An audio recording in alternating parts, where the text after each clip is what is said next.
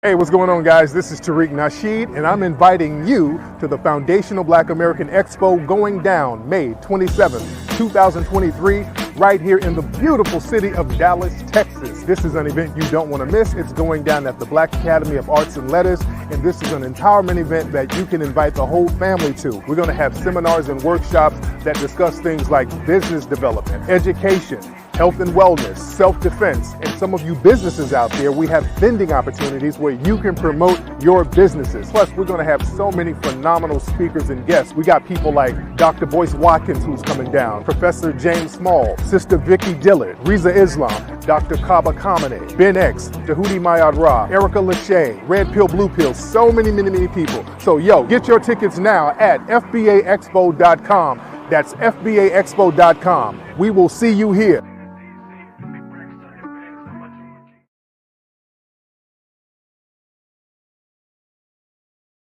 Do you know that we owe Ukrainians reparations for building and defending this nation?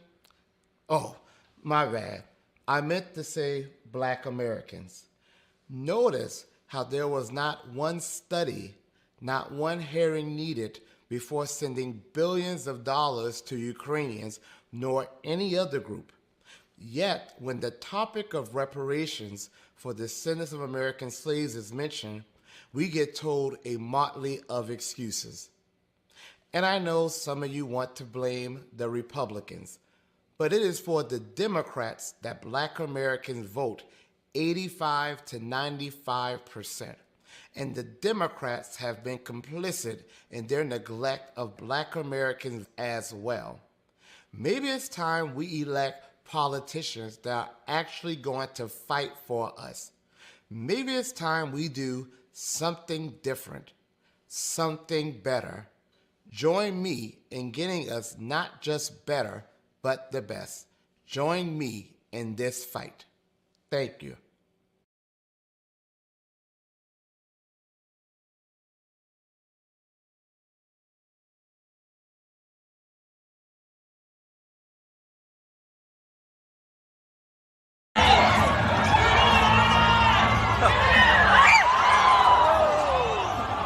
Lead us not into temptation, but deliver us.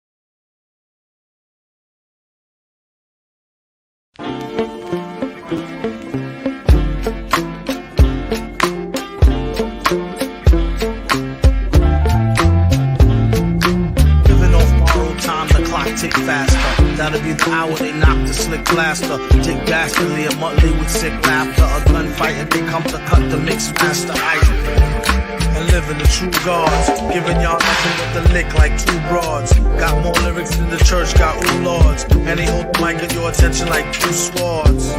Or you the one with two blades on it. Hey you, don't touch the mic like it's AIDS on it. All right. All right. Welcome once again to the beatzillapdx official show. I am your host, beatzillapdx officially, and this is the weekly wrap-up.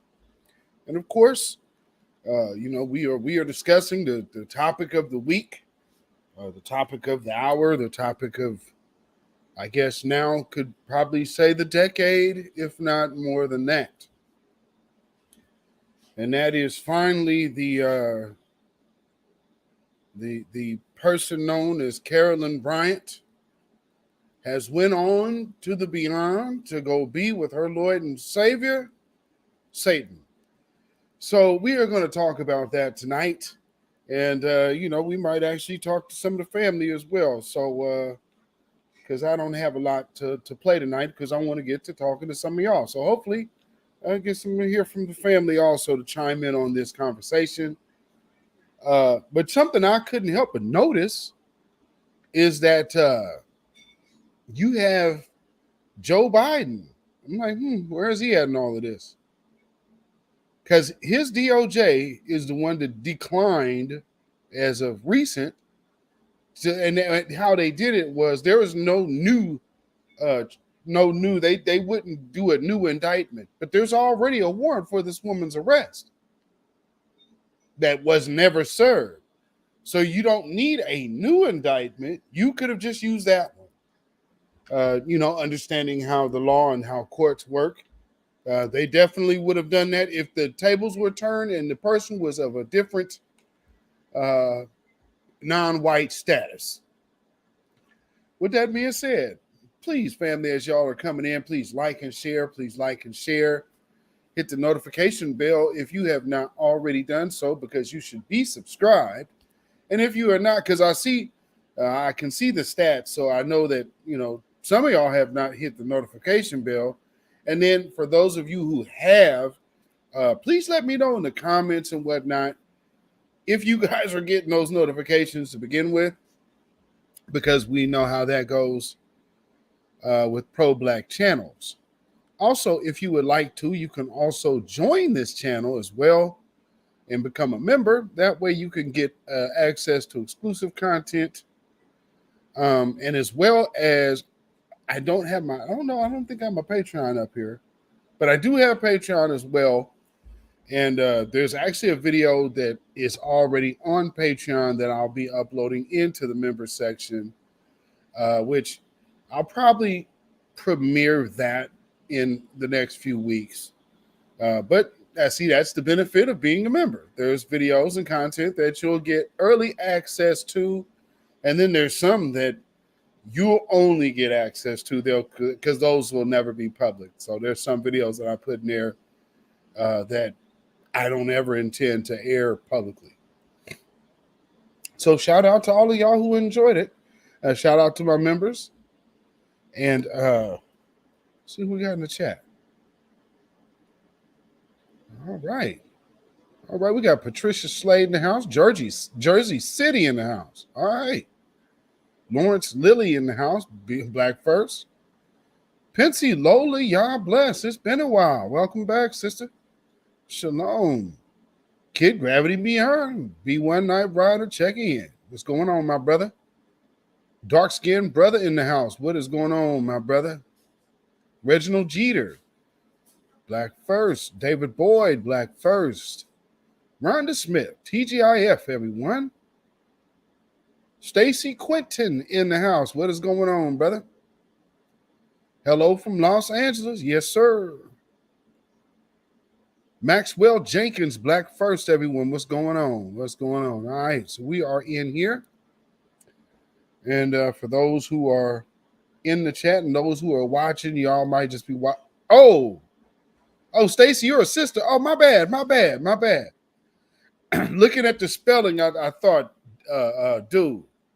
So, okay. Yeah, okay. So, my bad, sister. So shout out to you, sister. Yes, indeed. Grimlock 313. What is going on? Yes. I mean, so I see the state because, it's all the different spellings. And usually when I see the I, that's what I'm thinking. My mind goes to, because that's the Stacy's and Tracy's I know. Well, not so much Tracy. Well, yeah, one Tracy too. I grew up with a Stacy. Go figure. The things that people, those little things that we all have in common.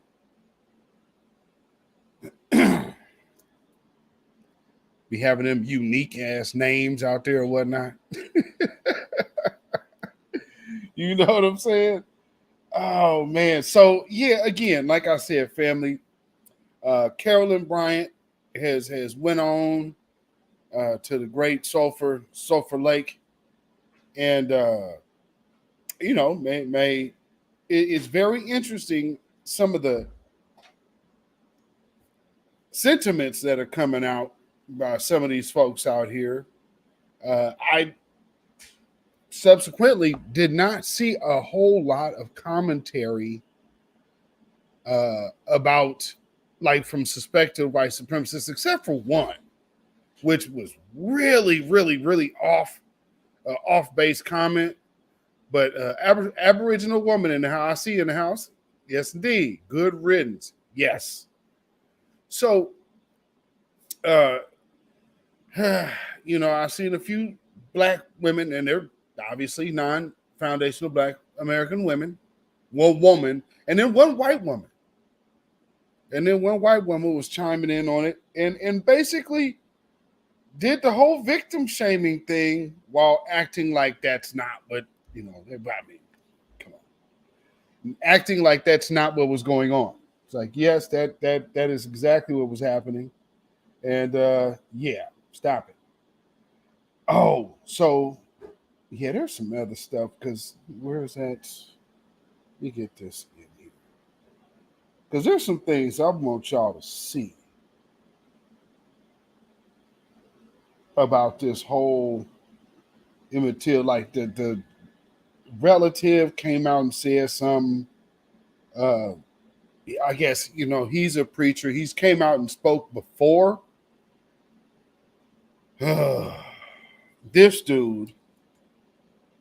And now he's the one that they've had. You might have seen him when they did the commemoration thing at the White House. He was one of those people that spoke as well. I think that was Juneteenth. I think that was Juneteenth when they were all there for the signing, and the one old sister was like, "Oh, I'm so glad this is the pen. This is the pen he signed with." So I believe he was also there as well, because they were playing it up. He's the relative of Emmett Till. I remember that night. And then, after inviting you to the White House, didn't get the bill passed.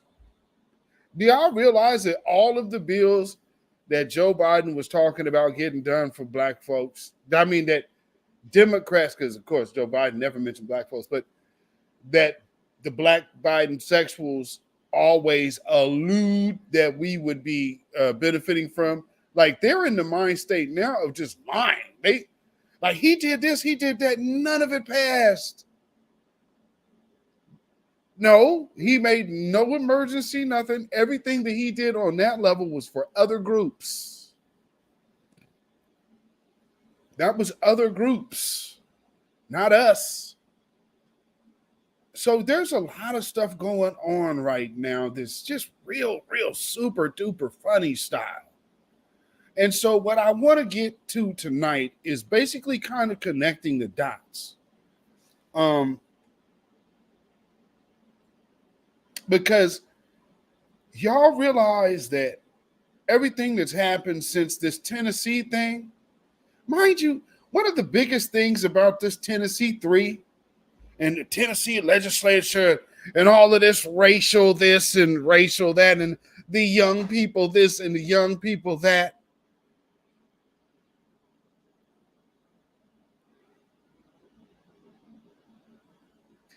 you have to sit back and wonder,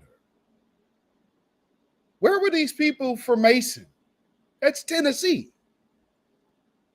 There was buku spaces and videos about Mason, Tennessee. Various voices of the new black media were doing videos and involved in, and then you had the people from these Twitter spaces. They were getting heavily involved in some capacity. All of these things going on in Mason, Tennessee. People who didn't even live in Tennessee.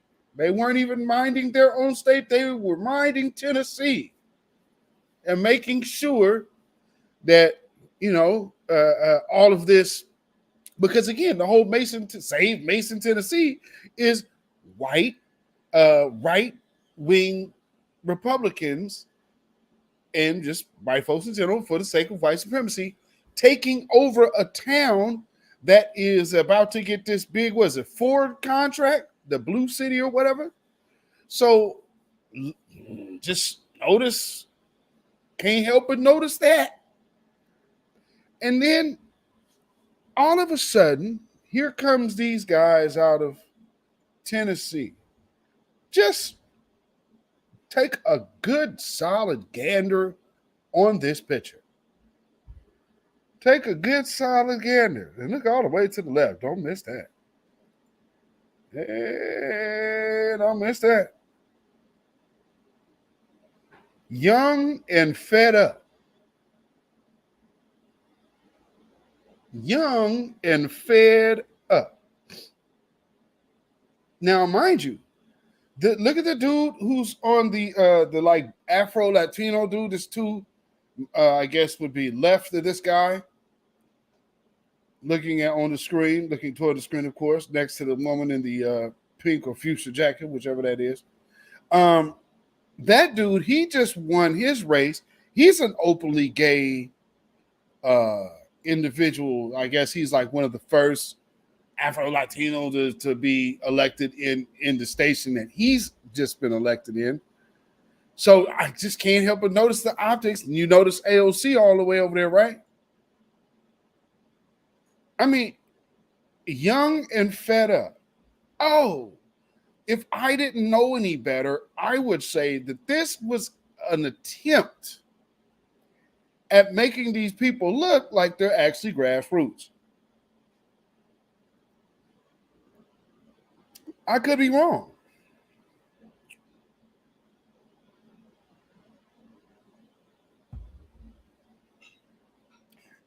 They're young and fed up, but the agenda they're pushing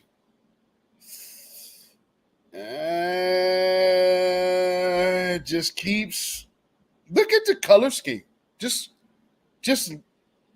I mean, I'm noticing. I'm just missing the color of yellow.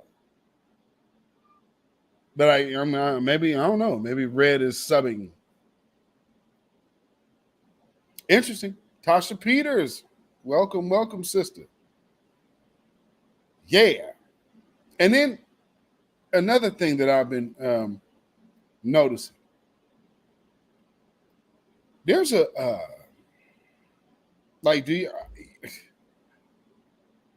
I don't know if y'all watch or listen to the radio in the morning.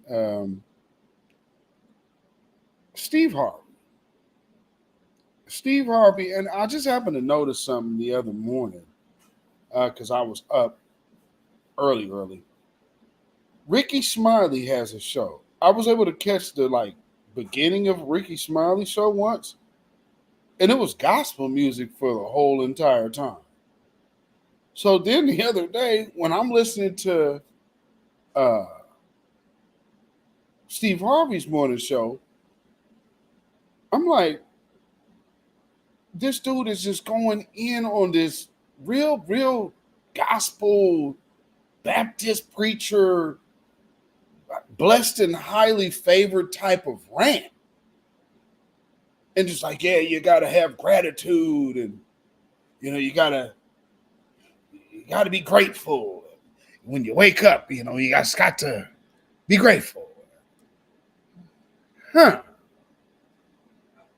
That I just find that mighty interesting. And so that's he's been doing a lot of it because I caught two of his broadcasts this week. And on both of them. And I'm listening to the wordings he's using, and he's almost doing like how you keep hearing these old Negroes talking about how we need to get back to church and Jesus and prayer. He's doing that. And I'm noticing that there's a concerted effort. Ricky Smiley? I mean, not to say that he was so far away from the church of gospel, but come on, man. Really? What next? D.L. Hughley?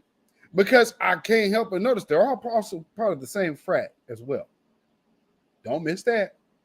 And they also said recently, Ricky Smiley is the one who's talking about how they push agendas forward.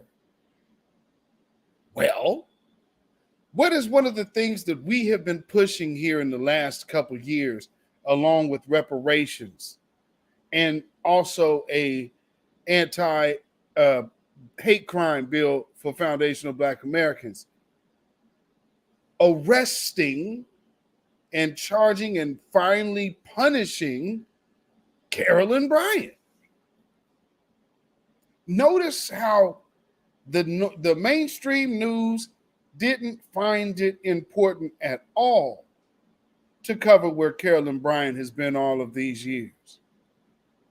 Maybe every now and then spotting this and that. Soon as she passes, every major network is talking about it. Why? Because she's gone. And there's no punishment that will come her way now. And so they look at it as a win. One who cares, welcome. And that's I guess for all intents and purposes, you could kind of look at it that way. You could kind of look at it as a win. Maybe. Think about it. These people are nuts. So I'll say with the societal indictments, Carolyn Bryant, America's poster child of anti-Blackness. And you got people out here. Now, speaking of anti-Blackness, family, like I said, we're going to tie it all into Joe Biden, right? Okay, so let's go here. Starting with his own words. This is his statement. The African American community stood up again for me. You've always had my back, and I will always have yours. All right. Now,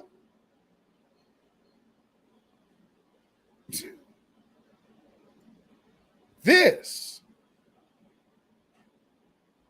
is what Joe Biden is funding right now.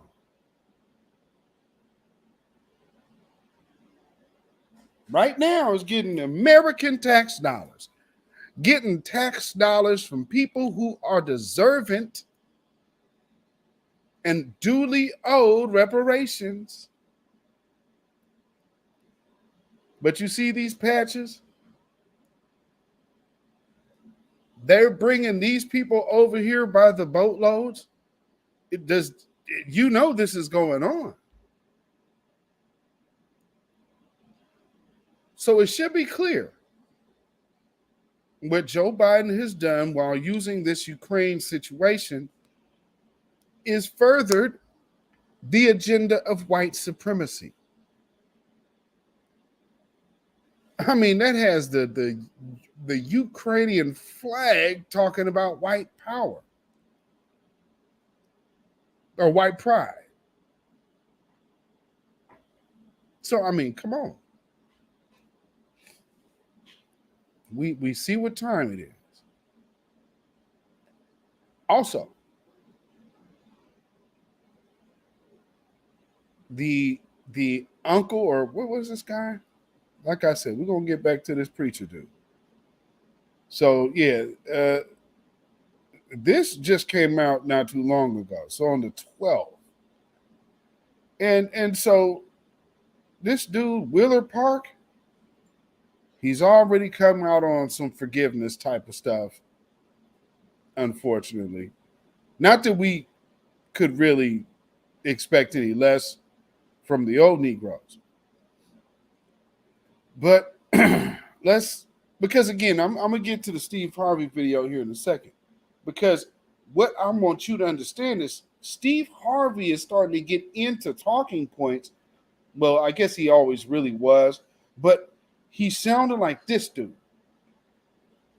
Statement on the death of Carolyn Bryant Donald. Our hearts go out to the family of Carolyn Bryant Donald.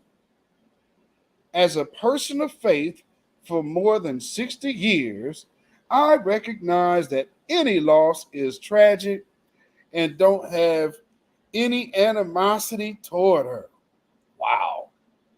Even though no one will be held accountable for the death of my cousin and best friend, it's up to all of us to be accountable to challenges we still face in overcoming racial justice. And then look at the picture down there. Look at the picture. Karen Trinkle Chandler. Can't help but notice she's with a black man.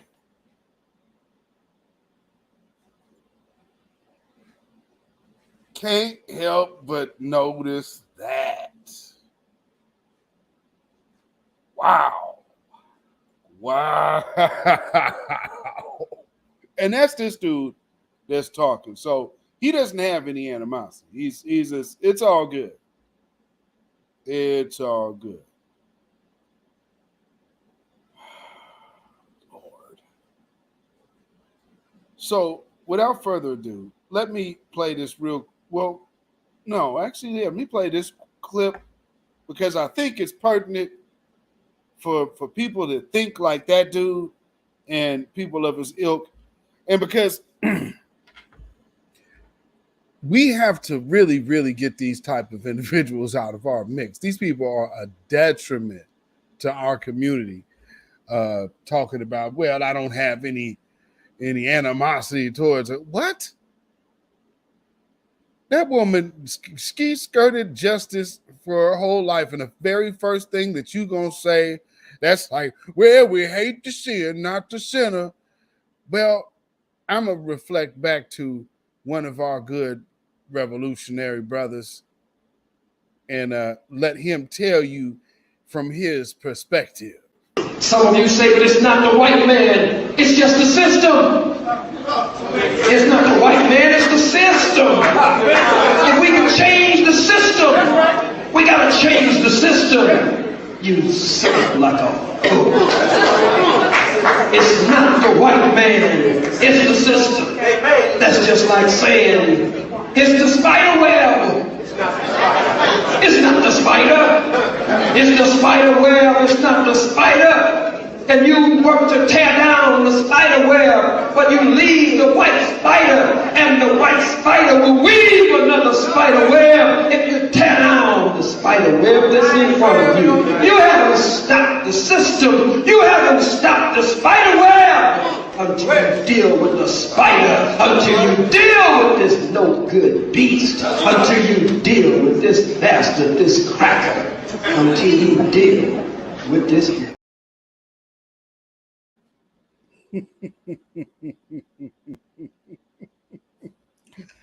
Or you can listen to people like Steve Harvey. You know what I'm saying? I wouldn't advise that. And then what was this other thing? What is this? Oh, trying to get this other video in here. TBA said it. Yeah, you already know. You already know. Now let's check out Steve Harvey real quick. Let's see what Steve Harvey had to say. Because I want to point out something that, and I guess in my last few broadcasts, we've had to deal with old Negroes. I guess tonight's going to be no different. But There's an attack on the black family. Of course, it's always been one, but I want you to peep something. But that's what's wrong with this generation today. These young boys today, what do she bring to the table? The hell you mean, man?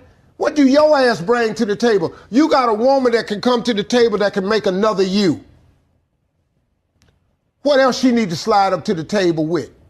What about your job? What happened to men who were supposed to be responsible? Do you know that it's our job to take care of a woman and some children, to have a family? That's our damn job.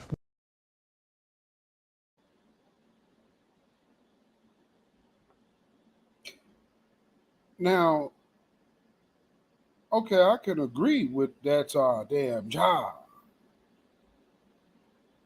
However, to say you're going to ask a woman what she brings to the table, yeah, that's what relationships are.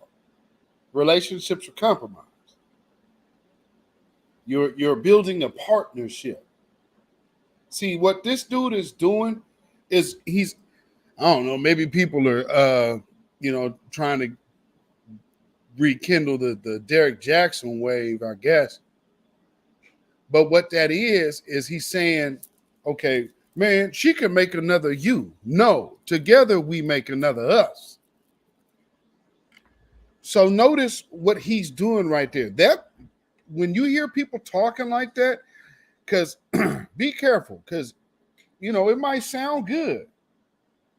But truth be told, that is the conversation of getting you to be that's talking in the mind of being comfortable with the idea of single motherhood, because it's setting you up with a false expectation of not having to hold up to any standard yourself in a relationship. Why would he be doing that? Because you can't go to work and do that. So why on earth? I mean, to say you going to ask what a woman going to bring to the table, if you filled out sent your resume in for work, get an interview, what are they going to ask you? How do you fit the job? I mean, so what he's basically, that's the Derek Jackson line, which that's a complete pander, but it's a reason why it's happening.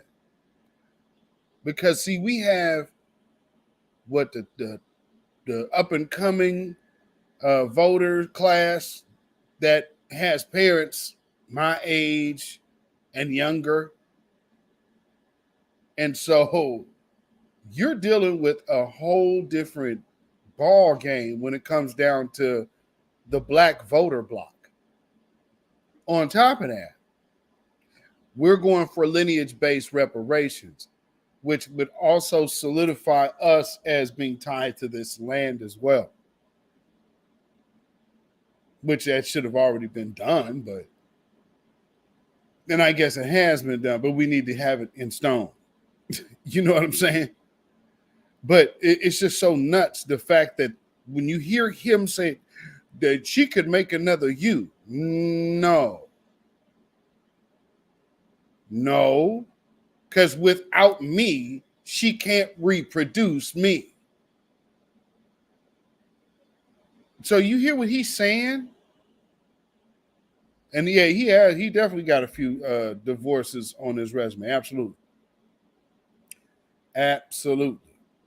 So you always got to make sure that you listen closely when people saying stuff like that doesn't really make sense. And never, the whole idea of no accountability to or of a standard going into a relationship is absolutely false. Anybody telling you that is probably trying to sell a book, because that it's selling what they want to hear. Did you hear what I said? So it's not tell them what you, it's just like Derek Jackson, sell them what they want to hear.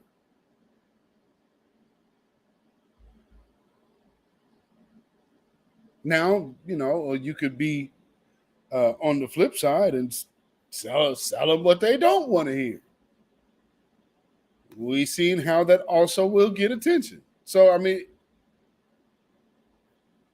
there's two sides to every coin, I guess. But with that being said, this dude is literally pushing a line of not number one, devaluing the man. So you're talking to men, but then you're devaluing the male-female standard. You see what he's doing? Judah Queen in the house. Hey, Sister Black First. Welcome, welcome. So yeah, just take notice. That's a subtle psychological dig at Black heterosexual relationships, while also single-handedly on a low frequency level suggesting the idea, like I said, of single motherhood, because he's not making the father important at all. He just took the father completely out of the process of making the child. So there's no, I mean, what can you say? Like, that's like some Gloria Steinem, Bell Hooks type of talk coming from Steve Harvey. So, and then when he gets, pay attention to what he also does. He also puts men in a position to be around more men than their own woman. Just take note of that. Not saying you need to be up under your old lady all day, but no, that I mean, he's selling you something different. You understand? He's definitely selling you something different. And he knows that. Oh, Lordy me. So let me see. Where do I gotta go? Yes, get this in here. Oh, Lord. So yeah, with the whole Carolyn Bryant thing, just look at what Joe Biden is spending money on. Oh, okay. Wait. Let me get those in here, because I want to get the clips of his relative talking. Just 1 second before I play this Joe Biden clip. Boy, Joe Biden's ratings is in the tank. He is not doing well. And there's also some news from TD Jakes. I'm just can't help but notice all of these different things that are happening at once. Oh, and something else that you guys might have not have heard yet. But did you know French Montana is doing a documentary? Yeah, being one of those African-born artists, being all African-born and being an immigrant and all, So yeah, they in a little short trailer clip that I saw, they made sure that, okay, he's African-born and he's immigrant and he didn't have papers and all of that. It's pretty interesting. It's like, wow, that in less than 2 minutes, I found out that he is an immigrant and he's not FBA, which of course we already knew that, but yeah, can't help but miss that. I didn't realize he was down with was the Chinks, the rapper that ended up getting deleted. And then he's also down with Max B. Max B's doing Forever and a Day. Damn.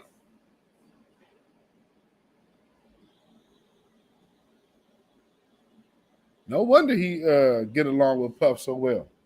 They're two peas in a pod. And don't stand too close to him in a war. So let me show you. This is the relative of Emmett Till, because like I just showed you what he said today or yesterday, and he's already kind of tap dancing. We all need to know it. I can't stand when they put that onus on us. It is not a we all anything. Black folks are the victims in this case. Period. That's not victimhood. That's just a fact of history and present for that matter. But listen. Reverend, what does this moment mean to you? It shows how far we've come, having experienced and lived for 83 years. Now people can no longer get away with things that they got away with in the past.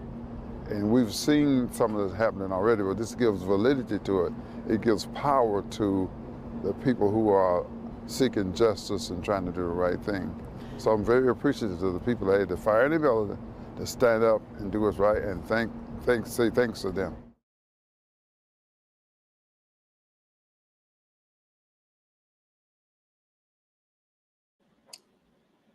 Yeah.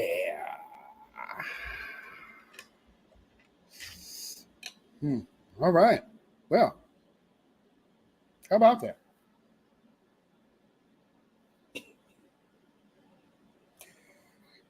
Anti-lynching bill. People gonna get punished now. Carolyn Bryant, the one responsible for the bill, the same man that signed in this anti-lynching bill, somehow didn't see any importance on making sure his DOJ, that by the way is can find time to go after artists and black seek backdoor deals against the family's wishes for anti-black hate crimes that took place, like Ahmaud Arbery's family trying to make deals with the McMichaels. What's the difference between the McMichaels and Roddy Bryant? Oh, wait, no. Roddy Bryant is the one. That's what I was saying. Well, is it, boy, ain't that something?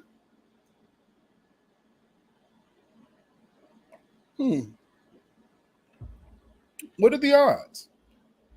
Just now realizing, what was that dude? What? Because ain't this dude's name Roddy Bryant? Or is Roddy Bryant the Ahmaud Arbery, the third dude? Bryant. Boy, that name and anti-blackness going down in history, huh? What are the odds?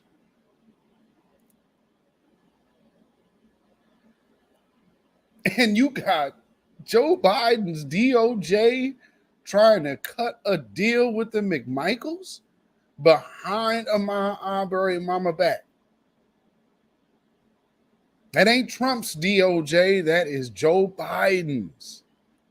And then right now, Joe Biden is sending, while doing all of this, all of these theatrics, you let this woman go unpunished because you're busy trying to smokescreen the reparations and anti-black hate crime bill conversation with all of this madness. And now this woman checks on up out of here without no form of punishment. That's insane. And the other thing that happened, Jerry Springer passed away.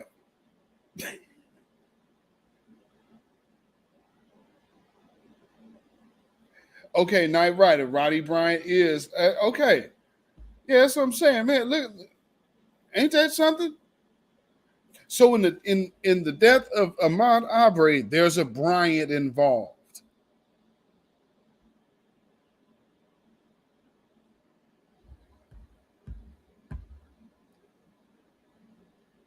Kwame Bobby Charles hasn't received justice. Yeah, that's Maury. But nonetheless, how much damage has been done? Now, going back to what Steve Harvey was just pushing, again, there's a full-blown agenda and attack against Black relationships. And I'm noticing now that there is a concerted effort, number one, working on separating Black men and Black women. Number two, there's a big old effort of trying to get Black folks back into the church. and get up under that direction, which of course is full-blown government orders by way of the boule. But look at these two fellas right here.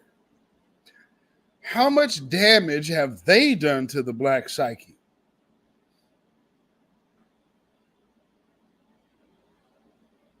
You said Roddy Bryan? I thought it was Bryant.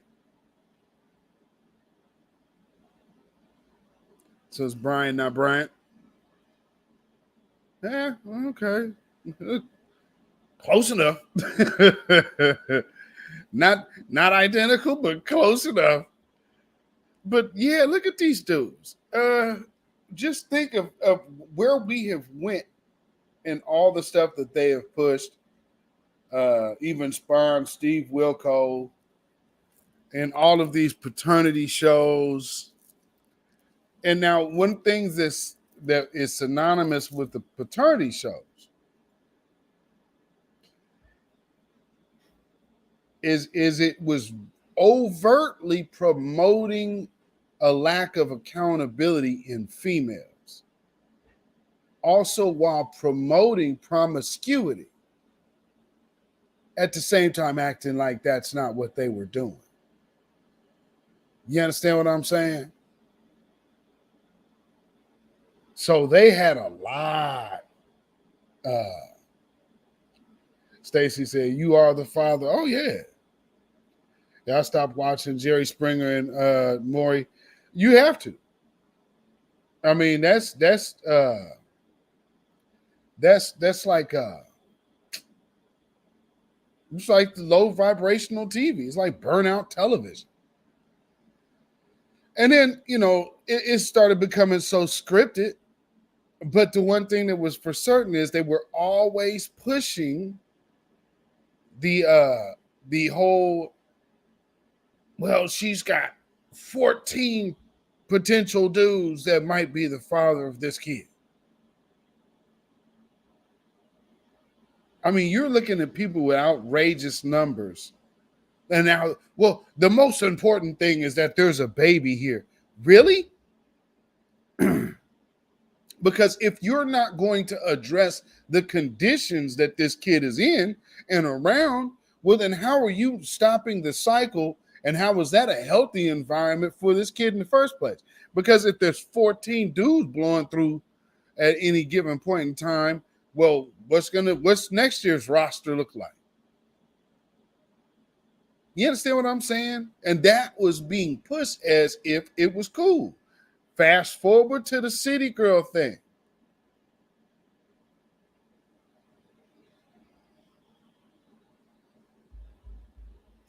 Because the city girls is literally the daughters of those mothers. Y'all catching that? And then they go, well, it's rap music. It's rap music. Yeah, well, rap music. That's how it got the sons.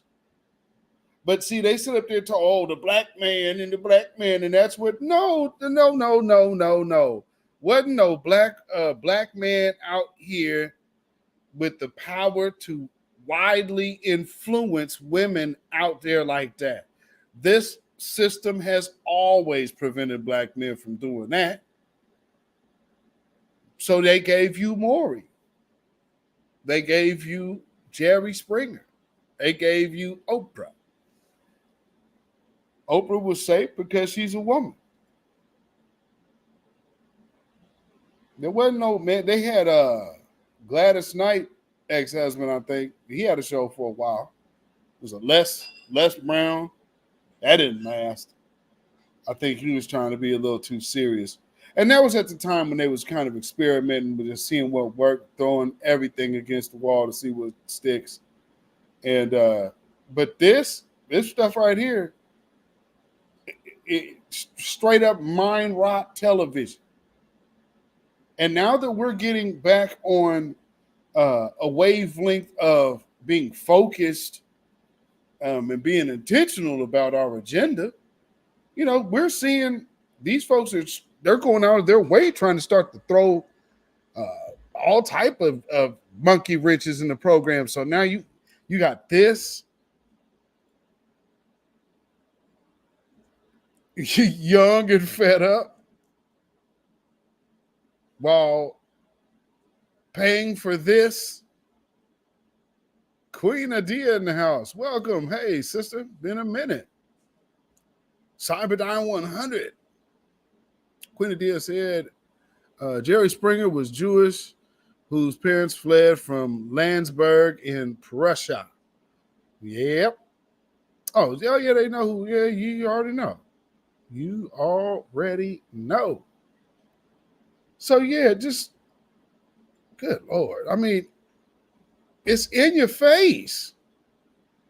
And you literally got black folks over there, man, praying for Ukraine. What? What's wrong with you? Man, look.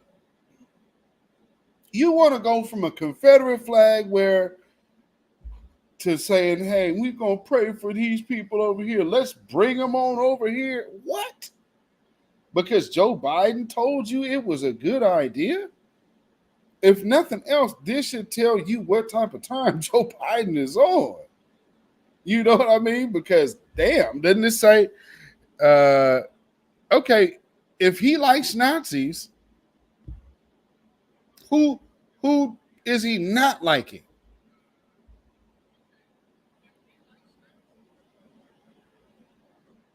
Well, let's look at all the distractions.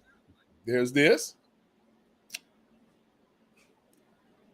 And one of our most consistent distractions.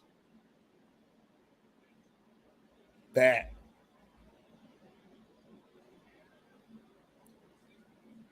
Oh, Lord. And then, of course, mind rot television. And those people who have fell in love with this nonsense, those are the same people that's like, man, yeah, we got to send you, man. I'm praying for Ukraine, and Joe Biden is the best. And Trump is racist, and Trump is racist. Your tax money is going to Nazis right now. Not no fake game. It's real. Oh, these folks. Let me see. Oh, okay. Let me play this. Because, you know, with this distraction, I kind of knew that there had to be more at play. And yeah, there was. And there always is. But we always know, because see, remember how people was like, oh man, you guys out there. Pierre's over here saying like Tesla had an agenda. Oh, you don't say. I see an agenda right there with AOC, young and fed up. What are you fed up about? Guns? Is that what it's gonna be? We're fed up over guns. Oh man, these AR-15s. It's oh man, the guns, and environmental justice. Oh, Lord. Hey, what about white supremacy? Oh no, we don't talk about that. Oh, but transgender rights, and don't you dare try to stop me from going to the bathroom. Don't you dare try to stop a transgender woman from going into the bathroom when I'm present, because I promise you, it will be the last thing you do.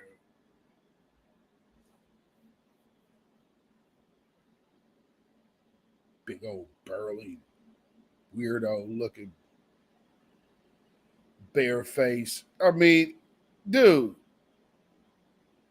Don't you dare try to tell me what's in between my legs is my business. I can hear what's in between your legs. Nonetheless, that's your get down. That's your get down. What I can tell you, though, a natural born woman has every right to feel safe. And, you know, if you're feminine penis makes her feel unsafe, I would say, since that is the person that did not need any alteration, they came authentic. I mean, I don't know, since when do we start crowning imposters authentic?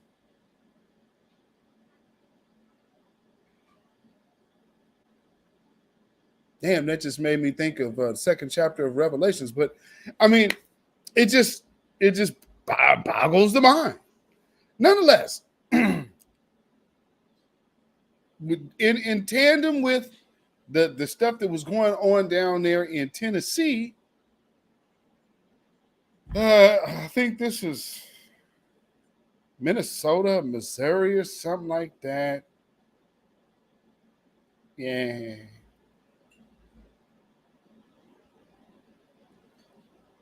I just couldn't help but notice when stuff like this happens, like, oh, this was the real agenda. Let's use the black faces here, and then we're going to pivot, just like Black Lives Matter. Then we got to go, oh, there it is. If you use decorum to silence people who hold you accountable, then in the name of all you are doing is using decorum as a tool of oppression. When the speaker gavelled down the people demanding that democracy work, demanding that their representative be heard, when he gavelled down, what he was doing is driving a nail in the coffin of democracy. But you cannot kill democracy that easily. They are trying. That was Montana State Representative Zoe Zephyr earlier today after her colleagues in the state legislature there voted to censure her.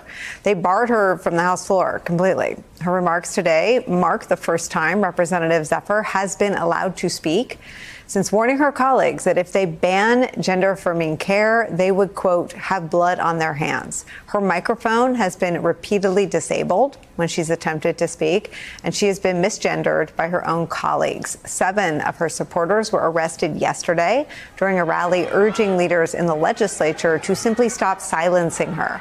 Her colleagues have called her remarks, quote, hateful rhetoric. According to the Trevor Project, more than 50% of transgender and non-binary kids across the United States seriously considered suicide in the last year.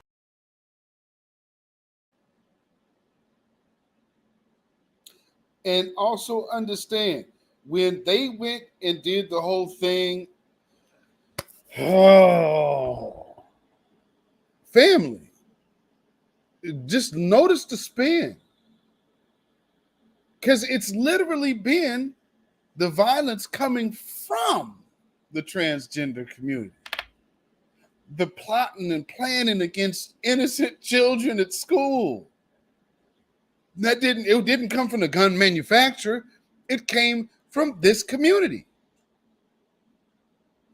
For some reason, that part keeps going unnoticed. And it coincides with that day of vengeance, which they also had the day of visibility and have been visibly violent ever since, which also coincides with April, the supremacist holy month.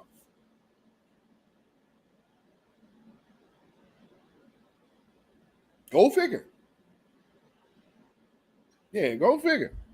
So, when you see stuff like that, just take that with a grain of salt. Now, like I said, their transformer agenda is wicked and abominable. Well, I think that's how the scriptures would have read it. I mean, if you're not into the a religious individual or a biblical individual or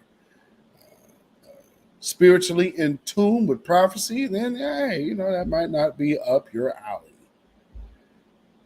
You should just go to church on Sunday because they don't talk about prophecy at all. So, oh boy. No, you ain't heard. It's so funny. Like, anybody know of a church that even remotely close comes to teaching out of Revelations or the prophets, because, that's a whole nother conversation. But this little situation also happened. And again, in the midst of, I just can't help but notice the timing and the connections and the connectivity of it all. It just seems like there's people trying to get in place all of a sudden in front of Black issues and trying to represent the Black community. Like, yes, we're trying to, here in Portland, Oregon, we have, and he ain't even Black, Phil Knight over here donating money to the Albina district now, which is cool. Ron Herndon and some of the other people from the Albina district that have been fighting and, for this things to be made right. And again, it's still coming from a person, not the local government to which it should be. So again, that's not a fix, but it is a help. And it's private donor money that's going to certain areas in this city. So, take that as you will. But this time it's a little interesting because it's a church. It's a preacher. It's a very well-known mega minister that all of a sudden, out of nowhere, his group, well, let's just check this out. TD Jakes.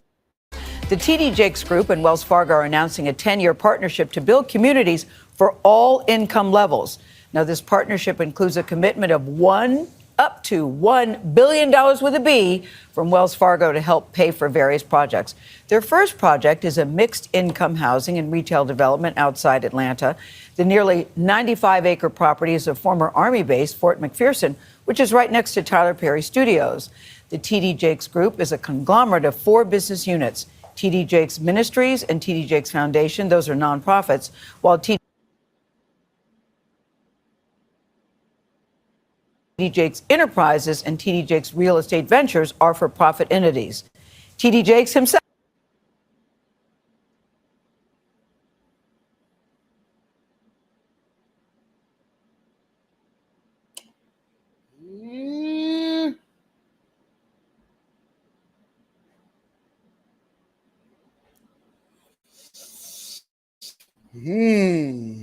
I mean, look at all those different entities. So I bet it's going on around that church, ain't it? A whole lot of business going on. Also presides over the Potter's House Church, but the church is not affiliated with this Wells Fargo partnership. We welcome you, Bishop. It's so good to have you at the table. Thank you for having us.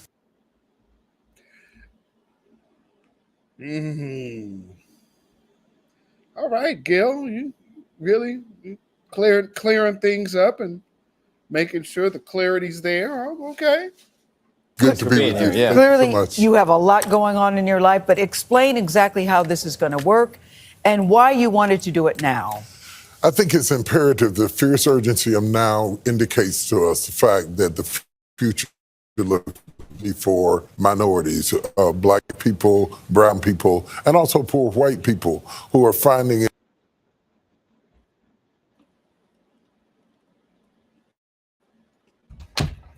There it is.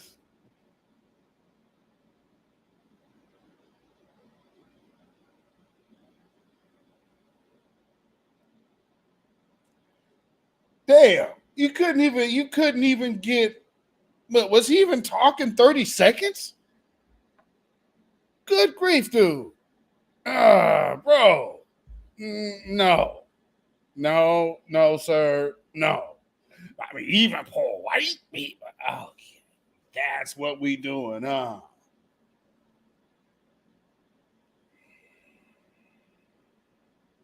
See, and again, like I'm saying, I just can't help but notice the timing. Same, they trying to talk that BIPOC thing here. So it's noticeably happening in these areas. And it's the church. Well, no, this isn't affiliated with Potter's House. No. Well, it's affiliated with the Boule. That much we can see.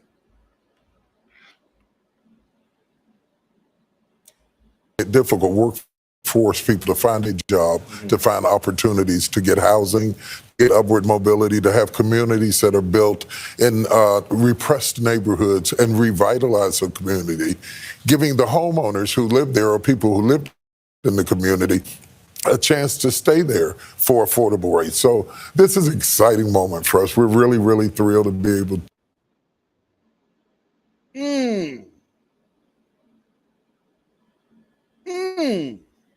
Why do you think he's doing this? See, what I see is a blueprint of shifting the conversation of reparation into housing. And they'll use this as a model. You understand what I'm saying? Who they slick, ain't they? Cynthia Newman in the house, Lady Effa. Welcome, welcome. Yes, Lady Effa. He's using weasel words. I mean, good grief. Come on, my man. Wow. To do it. So, well, committing dollars project pay for the way we put it. That's not a donation, right? That's an investment. They want to make money off it. No, it's not but it's not a. It's a commit supporting initiative to raise up communities that have been. Was Wells Fargo your only option on this, or what?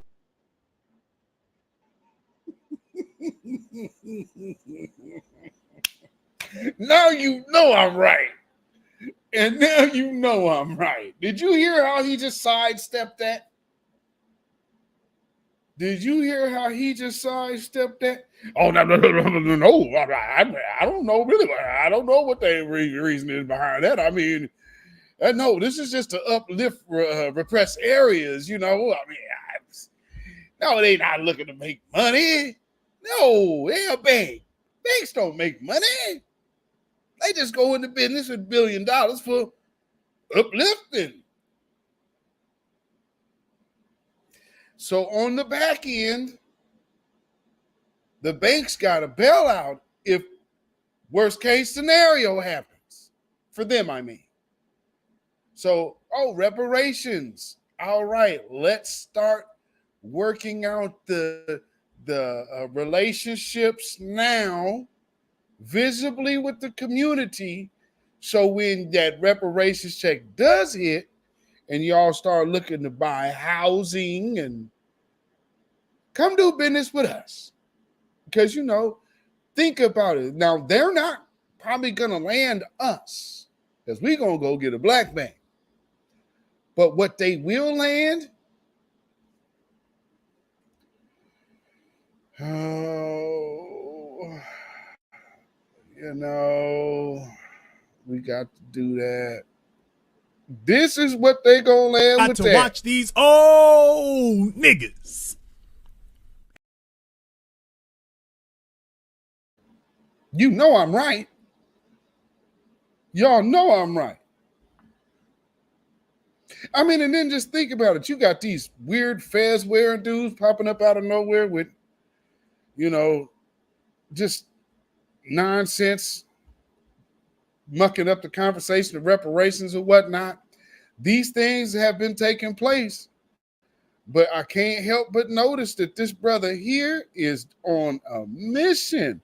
Let me go back to a bit when he was like, yeah, what about Wells Fargo? Because I want to know if they, no, I don't know. I don't know if they're trying to make money or not. I'm not really, and you know, knowing about what they really thinking. Yeah, bro. Yeah, boy, he show skirted that one. Well, no, it's not. I don't know what they want to do.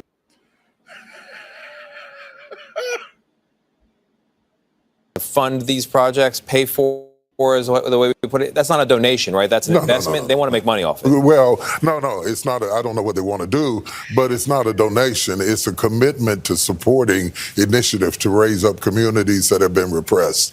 Was Wells Fargo your only option on this, or what made you comfortable with Fargo? And the reason I ask that is, they have a recent, in fact, just in December, they paid a $3.7 billion fine to settle accusations of illegal overdraft fees, illegal fees tied to car loans, illegal fees tied to mortgages. This is money they were taking out of the pockets of low-income people that you're trying to help now. Right, and that's exactly the reservations that I had with them as well. Initially, several years ago, when they talked to me, I would not do business with them for those very reasons. That settlement that came out came from the previous administration. Ooh, when I'm right, I'm right. Yep, here we go. Here we go. Here we go, family. See, he couldn't just make it about this came from the previous administration. Stop. The TD Jakes, Joe Biden deflection pivot. Yeah, let's talk about Trump.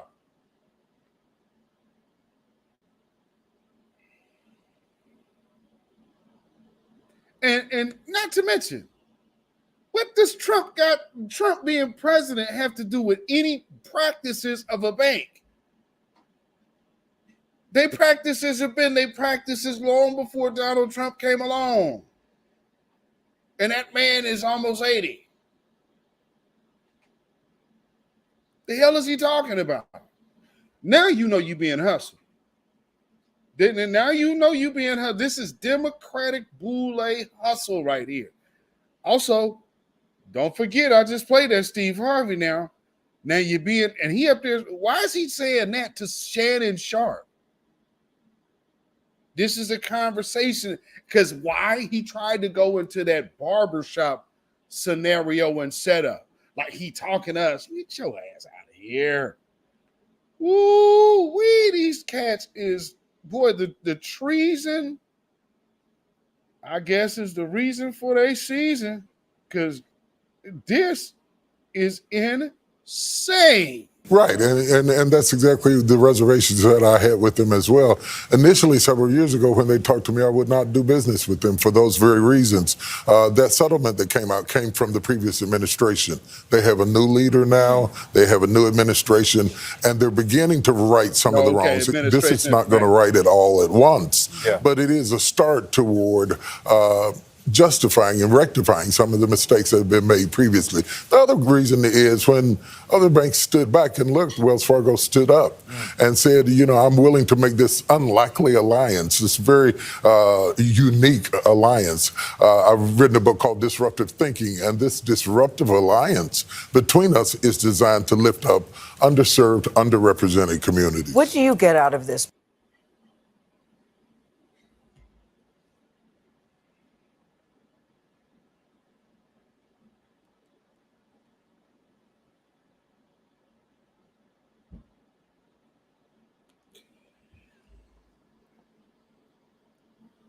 Black folks get reparations.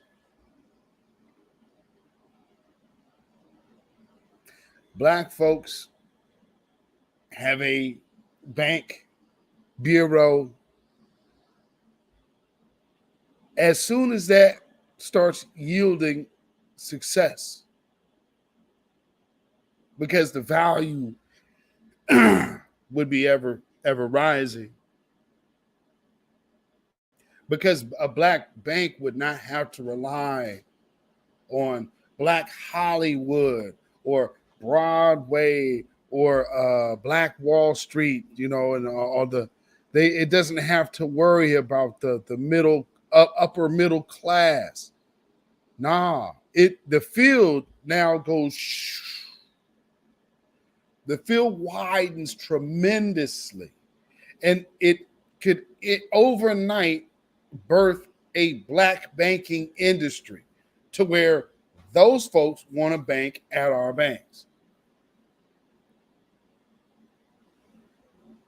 You understand what I'm saying? So, with that being said, what are you hearing Mr. T.D. Jakes sell you? Don't leave the idea of integrating your money, even if you do get your reparations and do something else. So now, like, he just asked him, what do you get out of this? Let's see. Bishop, being involved in this partnership. First and primary thing for me is legacy. You know, it's a legacy piece for me. I want to give back. I want to do something for people who have been loyal and faithful to me and people that I know and love. Right. The second thing that I get out of it is knowing that we have headed off a collision. That the stats say that by 2050, the average median income for black people is going to be zero. Did this Negro quote Claude Anderson?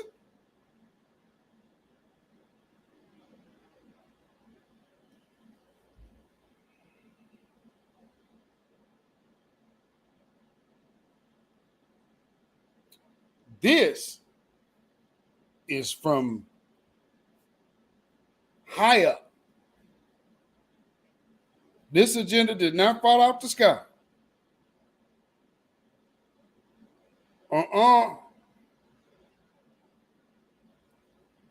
Wow.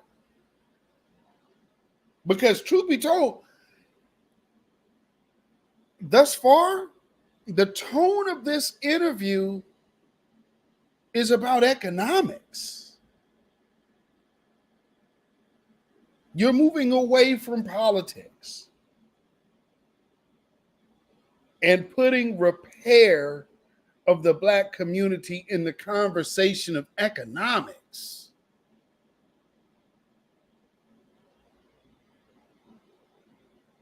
But you're coming right. So with this acknowledgement, you're also showing up with their bank.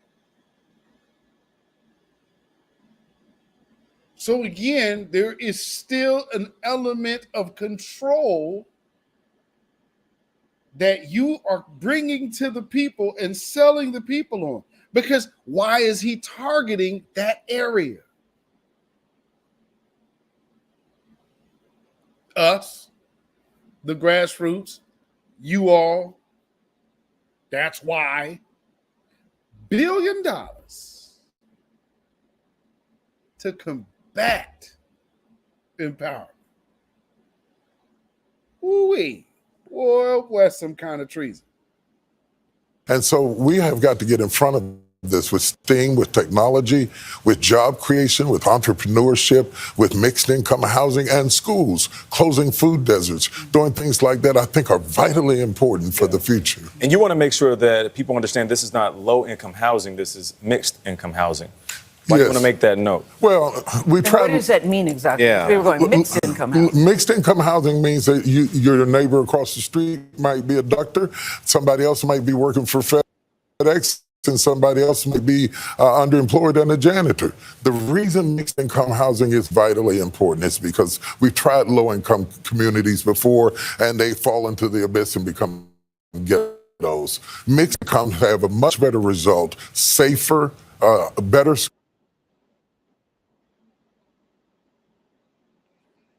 No, the ghettos were created by design for targeting specifically black people. So it wasn't like, oh, man, they tried it and it turned out this. No, brother. And this brother knows that. He's an educated man. He knows now you're lying. Now you really know y'all being hustled, family. Because now the good preacher is just resorted to lying. You should not have to. This is $1 billion project. You're on with Gayle King selling this. Why? Because he could have just did it. Why is this on the news? Why is this national news? I could see it being Atlanta news. TDJ, come to Atlanta, right? I can see it being Georgia, but this is CBS. Why they want y'all to see this? And I believe, again, like I said, it's about the reparations, and they're covering all of their bases in one interview. So their agenda, their contingency plan, and then their other suggestive programming about not thinking too independent. So you got to listen to the words and that they're using, because sometimes some of the things they not saying, is louder than what they are saying. Schools, better opportunities, upward mobility. Finally, when children are raised in homes without fathers, the stats say if they live near somebody who has a father, they have better outcomes than not seeing that at all. So for all of those reasons, including health maladies and so food deserts, there's so many things that we're doing in our communities that are in alignment with some of the objectives that Wells Fargo has, and I'm excited to be a part. The point about fatherhood is so interesting. Yeah, just having more fathers in the neighborhood is important and is correlated with better outcomes, particularly for sons. Absolutely, absolutely. And you say at this time, sometimes we have to be disruptive in less than 30 seconds. That's what strikes me about this, Steve. Well, look, we are the people we've been waiting on. We cannot sit back any longer and wait on anybody to come rescue us. We've got to come up with these innovative ideas, and people with influence and opportunities like mine want to lead the way, because I feel like it's my destiny to help the next generation reach theirs. You have to challenge old tradition to create new ones.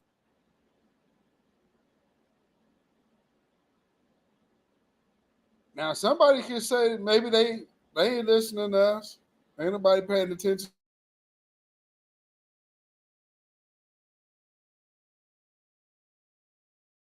To these black alpha and the certified true spaces. Y'all know something that I have said for a while now.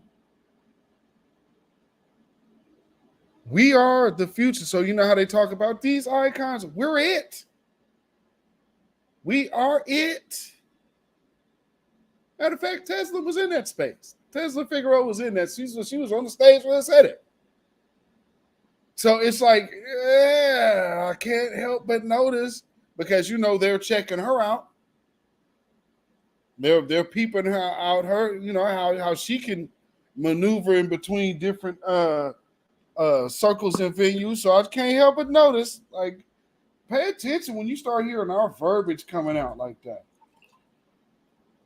Oh, we are it. Oh, really? Really? Get ready, get ready. I thought that was you. Get ready, get ready, get ready.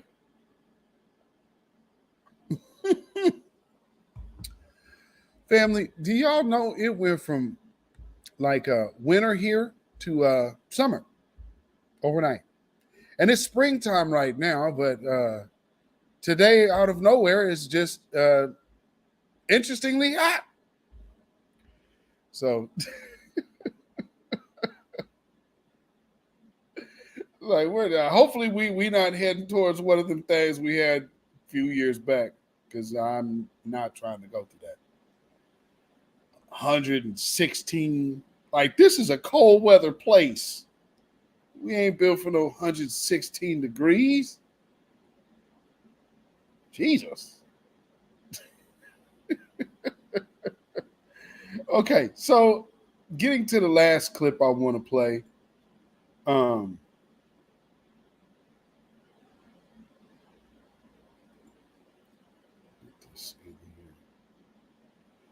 Because, like I said, all of this is, I look at it as being connected. Y'all may disagree, but I look at this all as being connected. So when I see all of these different things, and then, you know, with Carolyn Bryant passing, I can only assume that they knew that woman was going to go any day now.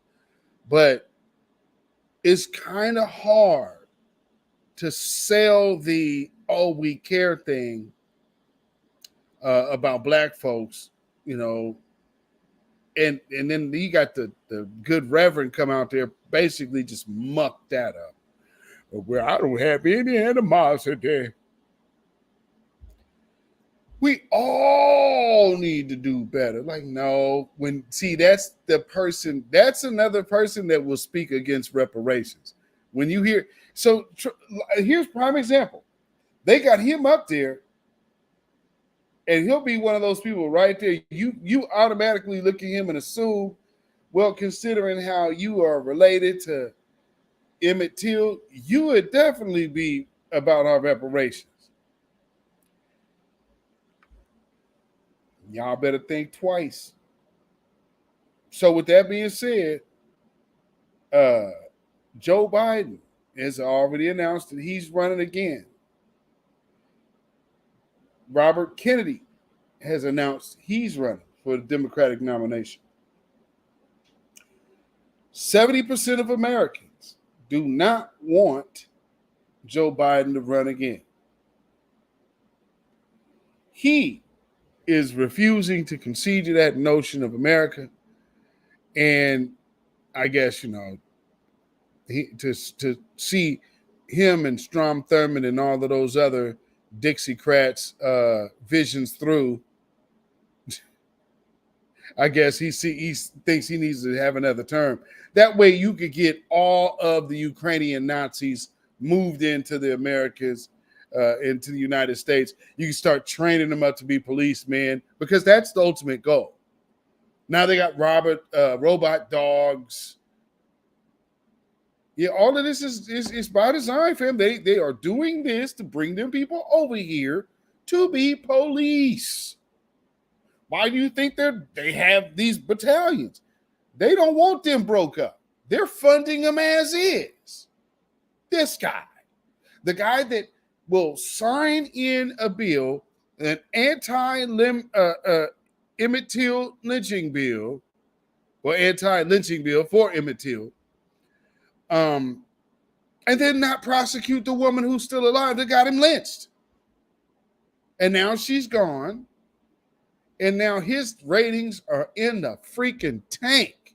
But I want y'all to just notice how everybody has been on code this entire time, especially everybody in Washington that this Emmett Till situation, this woman is still alive and she's never been prosecuted, but she has a warrant for her arrest. And no one would give that woman the justice and the punishment that she deserved, because at the end of the day, talking about Emmett Till will only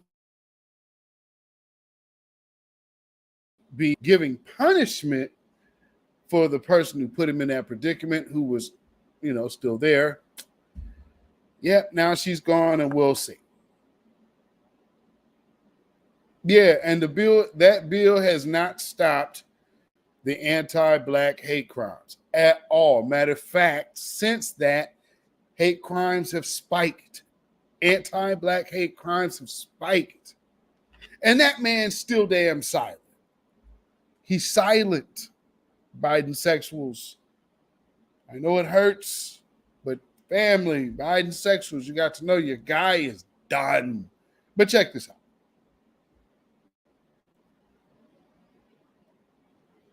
Next question is Mary Bruce, ABC. Thank you, Mr. President. You recently launched your re-election campaign. You've said questions about your age are legitimate, and your response is always, just watch me. But the country is watching, and recent polling shows that 70% of Americans, including a majority of Democrats, believe you shouldn't run again. What do you say to them? What do you say to those Americans who are watching and aren't convinced? You've said you can beat Trump again. Do you think you're the only one? I may not be the only one, but I know him well, and I know the danger he presents to our democracy, and we've been down this road before. And with regard to age, and polling data, I noticed the polling data I keep hearing about is that I'm between 42 and 46% favorable rating, et cetera. And, but everybody running for re-election in this time has been in the same position. There's nothing new about that. You're making it sound like Biden's really underwater. Number one. Number two, when the same polling data asks what I think what kind of job I've done, it gets overwhelmingly positive results. From 58% thinking everything from the CHIPS Act and all the things we've done. You know, we've created, like I said, we've created 12 million new jobs. We've created 800,000 manufacturing jobs. Yeah. We have economic Unfortunately, growth. 70% doesn't say that, Joe. 70% doesn't say people are giving you a good review. That ain't 70% of Republicans. That's 70% of Americans. Americans, man. Not one party or another. No. All Americans. You feel me? If you vote for Biden, you ain't melanated. Queen did. I mean, good grief. And again, we're gonna start here because I'm blocking shields. I'm telling you straight up right now. The shields that want to hop into the feeds and just pop off, and then when I say, hey, we're gonna have a space, come to the space, or if we doing these lives, you can come up on stage and say it. I'm not going to let you avoid speaking with your chest and then just keep flooding my timeline with a bunch of Democratic BS that you can't back up. So I would advise y'all to start doing the same thing because it's going to get really heavy in your timelines and people might have to get they commenting on your timeline and on your page privileges revoked. Because that's exactly what I'm doing. You know, I if it's a legitimate entity, then yeah, we would talk. But as far as just some random faceless individual, oh yeah, they getting blocked. Because you can't tell me that this dude is, yeah, you guys are trying to help the Republicans, or you guys sound like Republican. Talking to me like that, like, nah, that's the old thing. And again, I'm from Portland, Oregon. That whole, oh man, you guys are helping the white supremacists. Yeah, it's the dumbest shit ever. That is so dumb. Every time I hear that, it's like, man, you guys are doing stuff. What? How can anything that black folks doing help the white supremacists who have had you here captive for 400 years? Well, I'll tell you, black folks tell themselves anything to avoid the real problem. I just figure out, stop. Anything. I'll tell you, sometimes our folks kill me, man. So I'm down. Okay, well, then say something to them. Hey, well, you know, Donald Trump is racist. What about these liberal racists? This dude is funding Nazis right now. And 70%, I mean, I'm watching right now. If y'all looked on Twitter, Twitter's showing you. Nazis in Ukraine is trending. Why?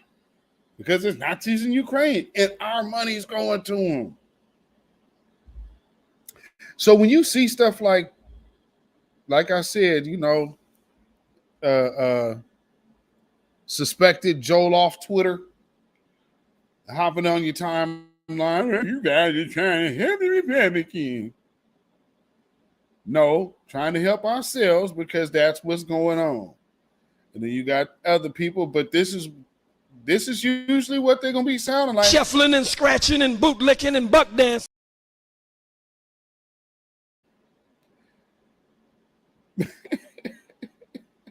Let's hear some more. Moving. We're in a situation where the climate, we've invested more money and more help in dealing with the climate crisis than any nation in the world. And so things are moving. And the reason I'm running again is there's a job to finish. The other thing is that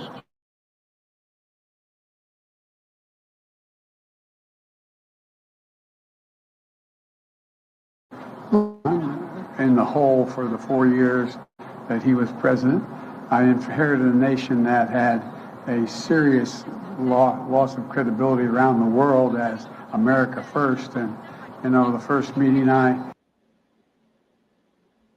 Says the dude who is funding Nazis in Ukraine, has endless amounts of illegal immigrants tearing down your cities such as New York because you aren't even equipping these people to take care of these people. So you're single-handedly turning major cities into ghettos. And none of these people are getting sent back. None of these people are being even held up against a damn terrorist watch list. You got Boko Haram. You got all kinds. You got Africans coming in here by way of Mexico. What's going on here, brother? I mean, America first. What the hell is that? That's not America first. Hell, that's America dead last. Ain't it? That's America dead last. Here's more for this guy. attended the G7, I said, America's back. And one of the world leaders looked and said, for how long? For how long? There's a great concern about the United States being able to lead the free world. And we're doing that again. And those same polls you look at, you take a look at the polls that are saying whether I pull together NATO and the European Union as well as Asian partners, I think we have. But there's more to do. And with regard to age, I can't even say, I guess how old I am, I can't even say the number. It doesn't register with me. And but the only thing I can say is that one of the things that people are going to find out is they're going to see a race and they're going to judge whether or not I have it or don't have it. I respect them taking a hard look at it. I take a hard look at it as well. I took a hard look at it before I decided to run. And I feel good. I feel excited about the prospects. And I think we're on the verge of really turning the corner in a way we haven't in a long time. I know you're tired of hearing me say we're at an inflection point, but we really are. What happens in the next 2, 3, 4 years is going to determine what the next 3, 4 decades look like. And I have never been more optimistic in my life about the possibilities of the United States. To be clear, though, you just said, I know him well. Did Donald Trump's decision to run affect yours? Would you be running if he wasn't? Yeah, I think I still would be running if he wasn't. I do know him well. He's not hard to know, as you know. You know him well, too. The question is whether or not, look, there's more to finish the job. We have an opportunity to put ourselves in a position where we are economically and politically secure for a long time. Look, we continue to have enough. What the hell is he talking about? So, okay. So you aren't even. So if he didn't run, you wouldn't have ran. You still would have ran? I think so. What? What?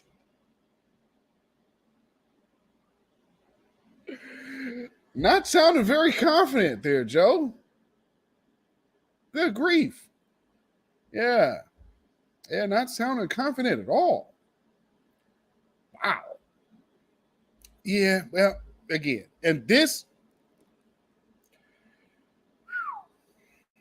You is don't what we like to talk hear about. me saying it. There's still a contest between autocracies and democracies. And we're the leading democracy in the world. And it's something I know a fair amount about, something I care about, and something that I have found a willingness from an awful lot of our allies and friends to follow. So I think that, we have to finish the job and nail it down. Wow. Bukinas. Oh, wow.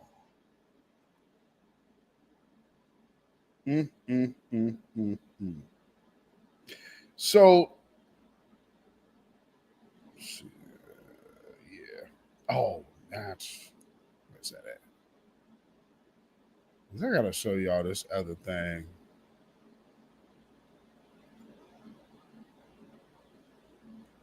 Yeah. So with Joe Biden, he has had ample time to do something for black folk. He went and gave a sham bill, gave the Juneteenth holiday, the Emmett Till anti-lynching bill didn't even work for the person who it's named after, by way of this guy.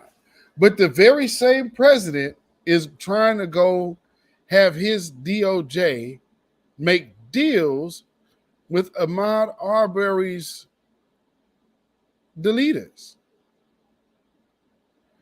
And there's been some videos popping up from, let me show you some of this stuff on Twitter. Sure, man, it's crazy. So just understanding, why would America be so gung-ho? Let me get that again. Yeah. Our taxes are going to the Ukrainian Nazis. All prices have grown 30 to 40% to pay these fascists.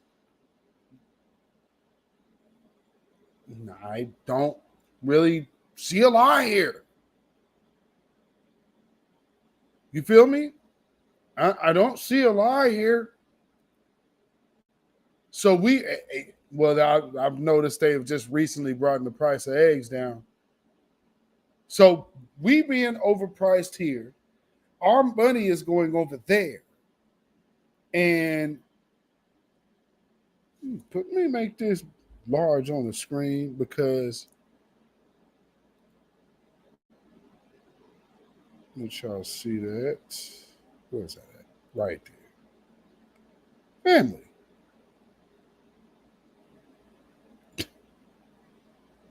I mean, really?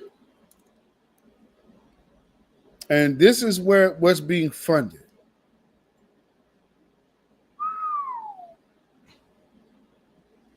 Okay, let me go back out of there. And then there is, there's a lot of stuff going on over there. A lot of stuff going on over there. Yeah.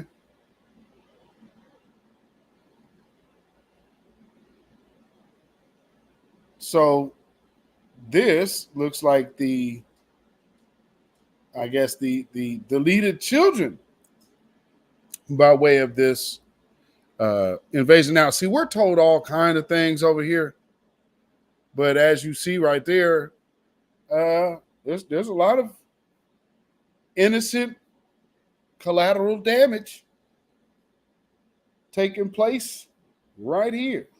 You understand what I'm saying? A lot of collateral damage, family.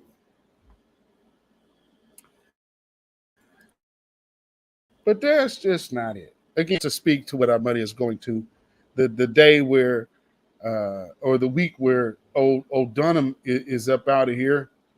There's some, and here, now this one's really, really, really interesting, family. So apparently to Twitter and Elon Musk, Ukrainian Nazis amongst Hong Kong rioters, or maybe that's Hong Kong, I guess, wreaking havoc in Hong Kong, the U.S., CIA, and the Any Democracy funded extremists. Oh, wow. And one of the many elements that prevent humanity from achieving peace is considered hateful conduct and ridiculous. So here is the video. Let's see. Инспектор Холл ведет расследование.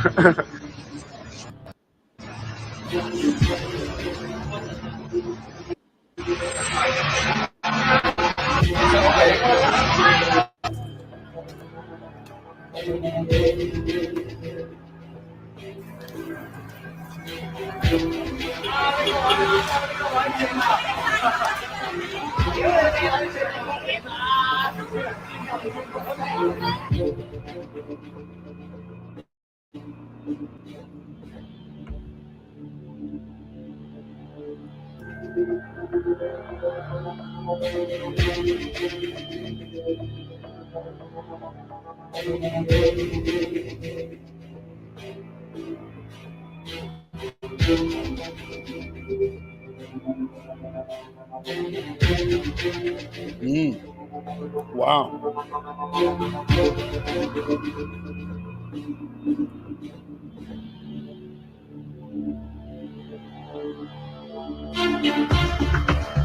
American money spent well.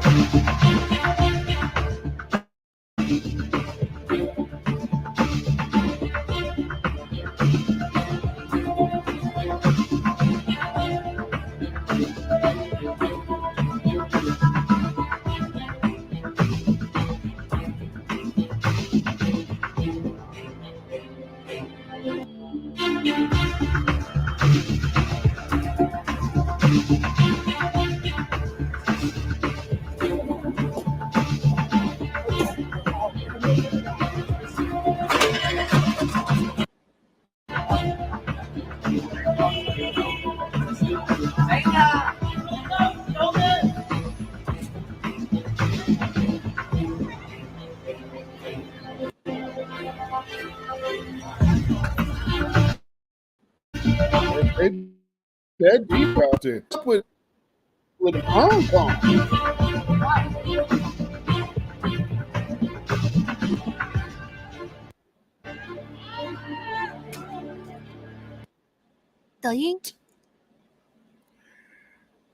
Interesting.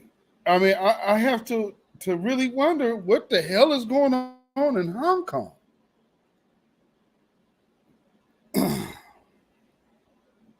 Lord.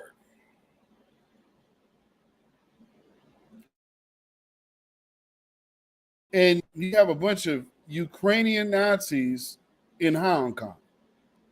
These people are seeking refuge anywhere. And then so we want to bring that here? We need more people in America who do not respect the lands that they come to. That's what we need here. I beg to differ. I beg to differ. Let's see. There's something else I wanted to show y'all. Where is that at? Let me one second.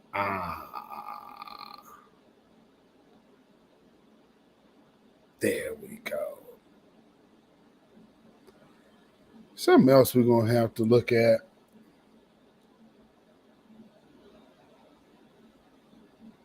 Back on the screen. Oh, Lord. Okay. Y'all can see that. So this woman decided that she would speak up on the passing of Carolyn Bryant. So let's see what she has to say. People have so much to say about this story without knowing even basic information about it. It's always a non-FBA person that got so much to say about what we don't know. Number one, she didn't tell the murderers anything about Emmett Till. A witness at the store told her husband, and he, a violent and aggressive man, already was furious with her for not telling him, which she didn't do specifically because she quite rightly feared he'd go after Emmett Till because she was just so concerned for his well-being. Number two, The murderers stated that they killed him for ugly remarks and made no mention of any sort of physical contact. This is important because Emmett Till was already deleted when she lied on the stand about him physically touching her.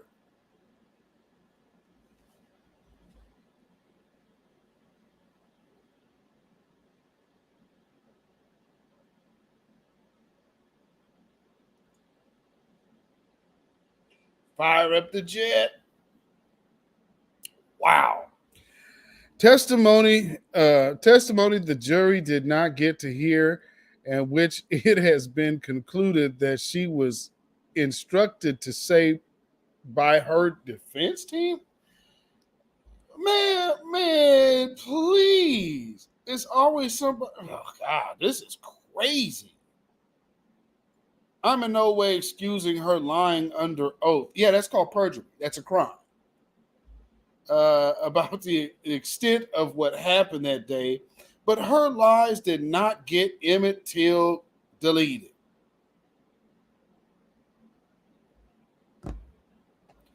What they did was justify extreme racism after the fact and feed into an anti-Black narrative about Black men being lecherous towards white women.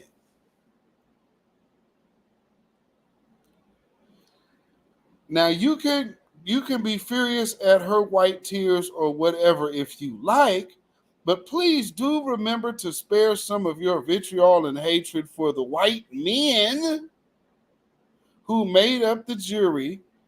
Women and minorities were banned from the jury consideration for this trial.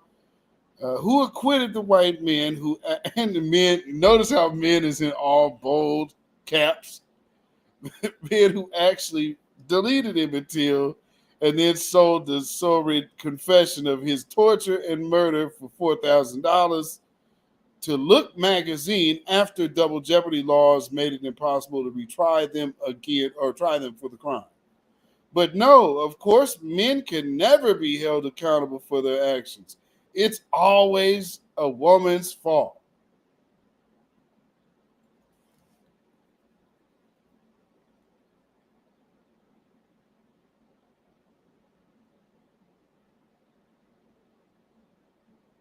Stacey Quinn said, may she rest in hell. I'll say, insane. So it says Carolyn Bryant. Okay, we already know who accused of it. Okay, so again, the white woman who accused, she's literally tweeting, citing this article. And the headline reads, Carolyn Bryant Dunham, the white woman who accused Emmett Till of making improper advances before he was lynched in 1955, has died in hospice care. According to the report, shows she was 88. And Till's killing became a catalyst for the civil rights movement. So again, you're literally lying on what the truth is while posting the damn truth. So yes, she did lie on him before he was deleted. I don't know where you guys just will run with anything. Huh? Let's see what people had to say about it. Oh, she got some more to say. It's worth noting that after they sold their story to the press bragging about the murder, the town stopped supporting them.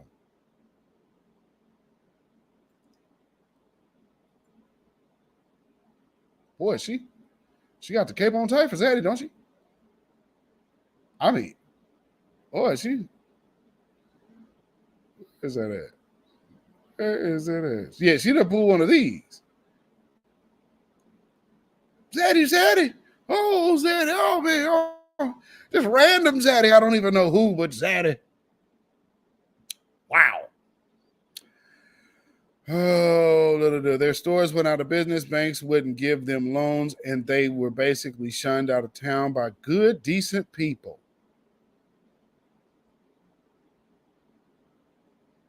Okay. Like the people who were on that jury? because those people were probably married as well, had families, and all those people still there. I really appreciate all the comments telling me that I'm a race traitor for shifting the blame for Emmett Till's deletion to the white men who were actually the deleters. Y'all hate women so much, and it shows.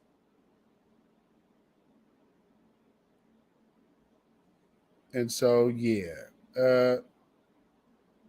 let me just see what these comments are saying, because this is absolute insanity. Let's see what's going on here. Okay, they had to get at it. Yeah, and I'm glad that they got at people. There's Sister Aki, Miss Henrietta Snacks. You mean the good, decent black people put them out of business?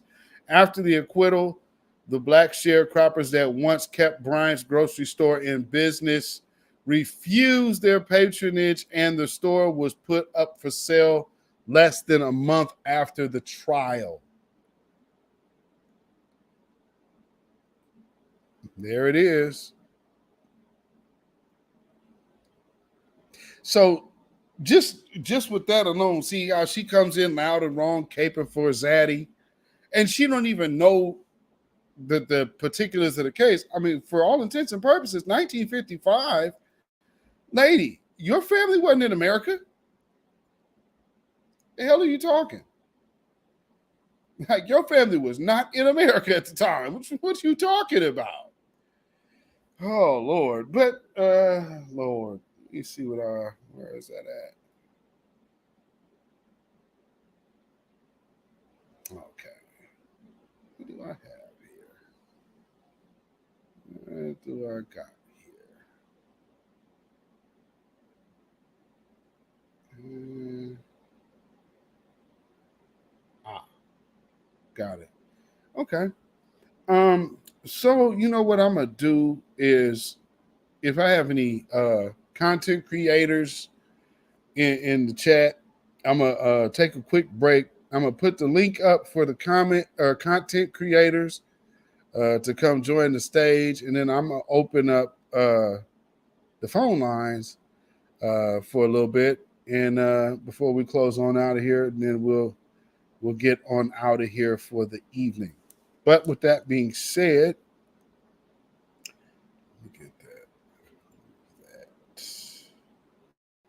Okay. So where am I going here? All right. So we are going to take a quick little break, and we shall be right back. You know, right after this tune. Well, 2 tunes. This is the weekly wrap up.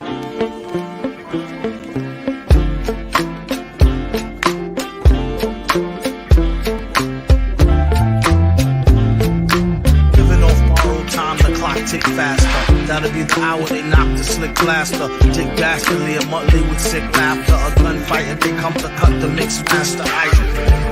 And living the true gods, giving y'all nothing but the lick like 2 broads. Got more lyrics than the church got ooh lords, and they hold the mic at your attention like 2 swords. Or you the one with 2 blades on it. Hey you, don't touch the mic like it's AIDS on it.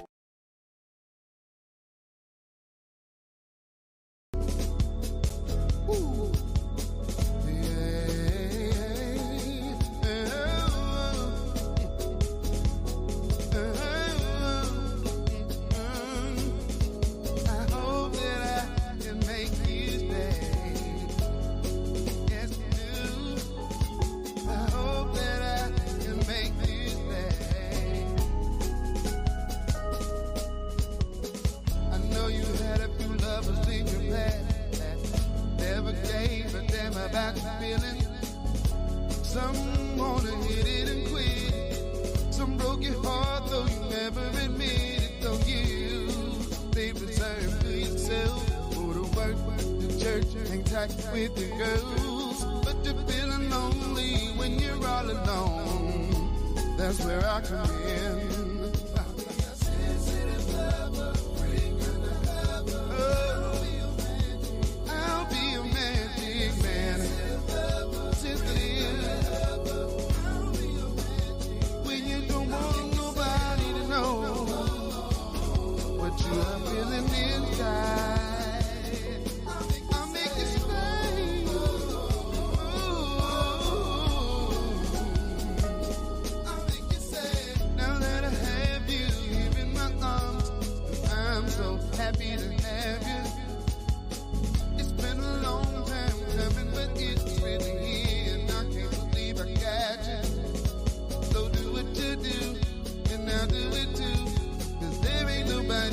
down to the dust. 'Cause the night is all about us. We're blasting off, we're going up, yeah.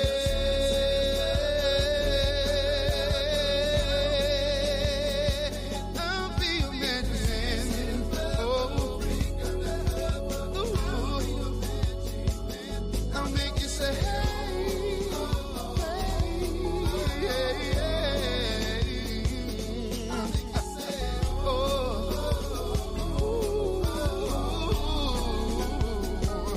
I'll make you say,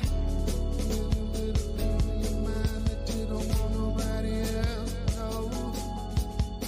But when we're alone, that is the time for you to go ahead and let it go.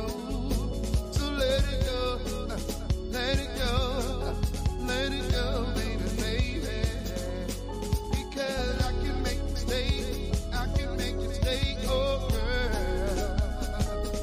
Oh,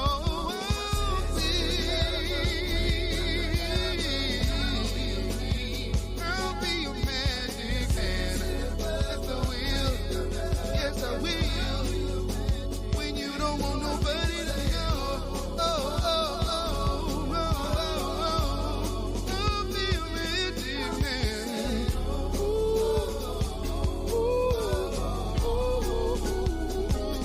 I'll make you say.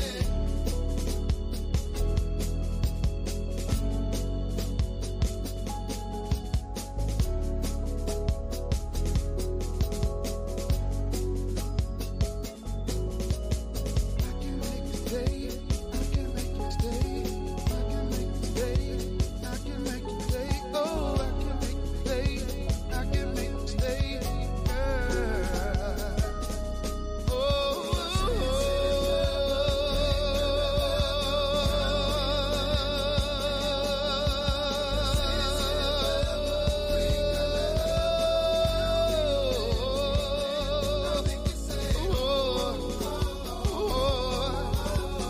When you don't want nobody to know but go, Lord, it's not your mind on me, baby.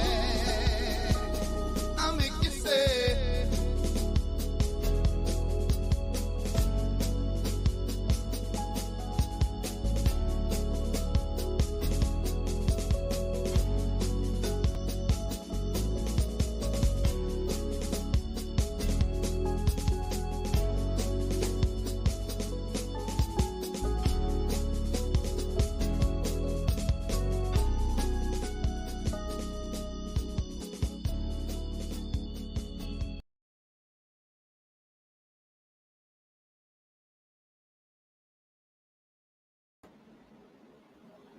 All right, all right, all right. We are back. We are back. In fact, let me do this.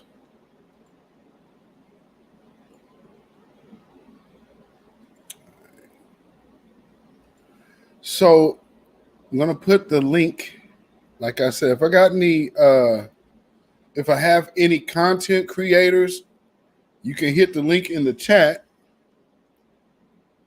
that I'm about to put in the chat.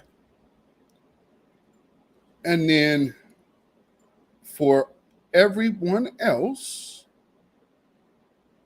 where's that? Bam. There is the call-in number. And as we do here, because if y'all are new, we got a 2-minute timer.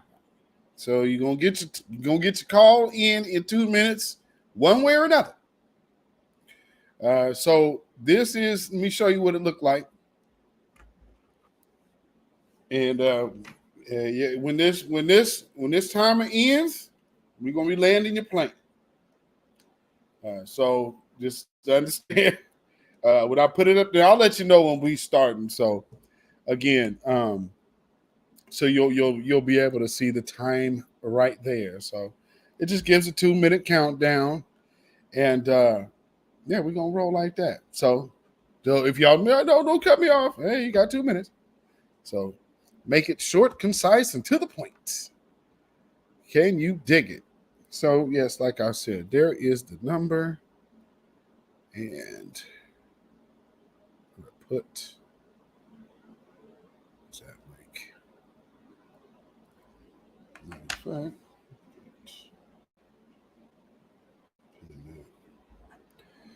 All right. So again, we're talking about, societal indictments.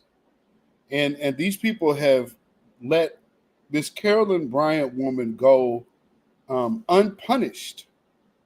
Stop that. They've allowed her to go unpunished all of this time.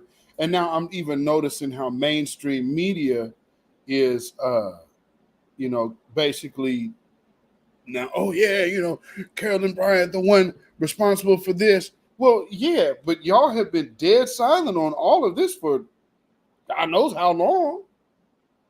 So it's very interesting that that even the mainstream media is taking a note. But then also we have the TD Jakes thing as well. So I hope y'all are noticing that there's a few different areas of attack that these folks is coming, man. And they're not playing. They're not playing at all. They are not playing at all because they are clearly showing that they are combating the Black agenda at all costs. So if they got to just roll somebody out just to talk against reparations, they're going to do that. We're already seeing that. But see, now as our conversation about reparation expands and the conversation starts to grow, we're going to also see people wanting to kind of interrupt the conversation of like hate crime bill being considered a protected status and class, or well, not necessarily class, but protected status, like other groups have. And then you would know that these things and prosecution and very abrupt, swift, strong, stern prosecution will happen if something happens to one of us out here based on them not being down with our lineage. It's another thing. Notice how everybody is trying to get away from a lineage conversation and trying to say like reparations. They're trying to frame reparations in a race-based conversation. And the grassroots, once again, y'all, we have single-handedly changed the message about reparations. It is not race-based, it's lineage-based. And lineage-based it'll involve a race or ethnic group, but it is not based on the skin color or ethnic identity of that group. Now, how you'll pay something out will be based on the ethnic identifiers of that said group. But that is within the said group's own organization, or however they administer the reparations that's due from the United States government, and as well as many others, but we starting there. And see, they also understand that once people, it does two things. It gets people in the mindset of getting reparations for themselves outside of trying to double dip like CARICOM and these African Union people. It will incentivize these other groups to start going to these existing governments that are still in existence and start demanding some payment, some tangibles. I mean, think about all of these people in Brazil. They have. I mean, Spain and Portugal, they ain't went nowhere. They there. They right there. France is still around. But I mean, as far as like the Spain and Portugal part with Brazil, I don't know what's stopping you. Now, here's another thing. Family, just proving to you how inherently anti-Black and anti-global melanated Joe Biden is. Y'all ain't hearing him saying nothing about the Sudan. He ain't got a mumbling word for the Sudan. They just getting broke off over there. Nigerians getting their asses handed to them by the Sudanese. They like, get up out of here. Down there in the Bahamas, Bahamians? They putting folks out. They so-called Pan-African neighbors. Yeah, it ain't Pan-Africanism ain't Pan-African in the Caribbean. And by the way, it's not even Pan-African in Africa. Because the whole Sudanese-Nigerian conflict ain't happening in America. Back to the motherland. That's where we got to move, back to the bed of conflict. Right. Right. Well, we all come from Africa and this and that. Yeah. And if you're also in considering that whole region would be considered Africa. Israel too, by the way. You might hear a few people drop off the conversation after that. But I mean, if you're going to go ahead and walk down memory lane, then walk down it the right way. Tanzania was just throwing all dark-skinned Africa. Yeah. Tanzania said that they were, what they say? They were disrupting the, man, I remember when that happened, what was it, about a couple months ago when they started, like, it started becoming news. And it's something about they were disrupting the racial makeup. Now, that was on some anti-blackness. So, because over there at the Tanzanians, right now, they very extremely fair-skinned. They were looking more like Muammar Gaddafi. So they didn't want all them dark ones around there in the mixing. You get your black ass up out of here and across that border. They started rounding folks up and putting them out. Man, it's just so amazing to me. In Pan-African, we need to work together. What? You may not think some of us, and family, Africa, and like it was Africa Today. You probably have a TV right now. If you got a smart television, you have a TV right now that got that channel available. You could see what's going on internationally. I would advise any of y'all, if y'all got these smart TVs, start adding these international news channels.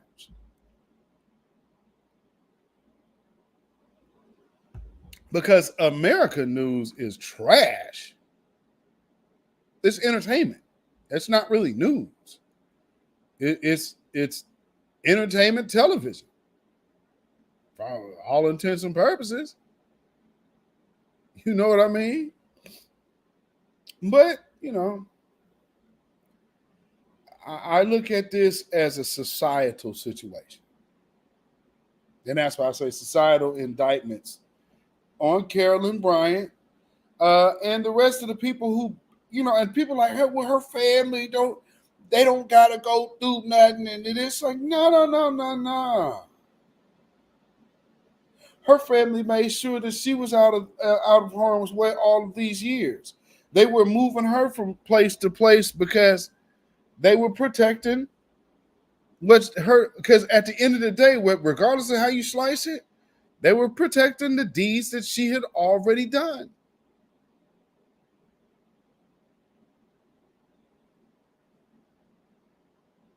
So this says a lot about that societal, the dominant society's culture. This speaks a lot and speaks volumes to the culture. And this is what they say, you got all of these 2-parent homes over there with the fathers in the homes. And then the houses, the homes with fathers in them, their students are running to the school, gutting people down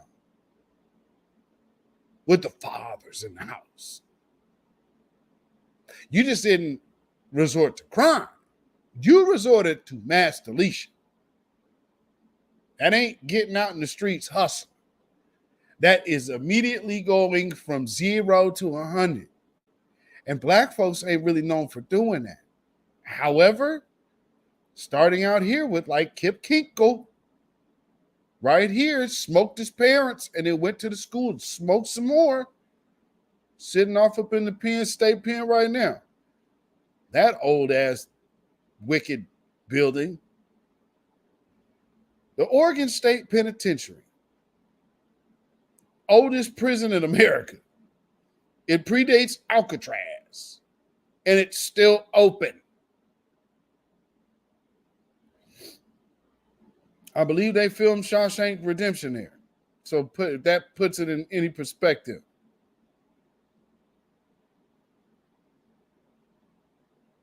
They didn't have to do too much to it to make it look that old.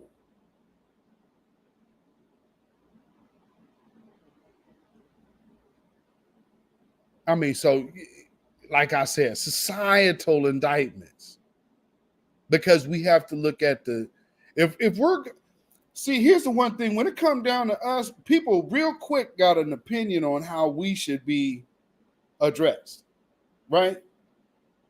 Like, so when it comes down to us, well, you know, I think we need to be working on we need to get our house right.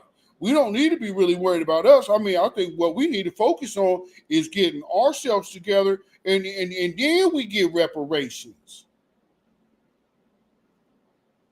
No, we get reparations because, see, these are the people who, I live in a state that is the number 2, second to Ohio.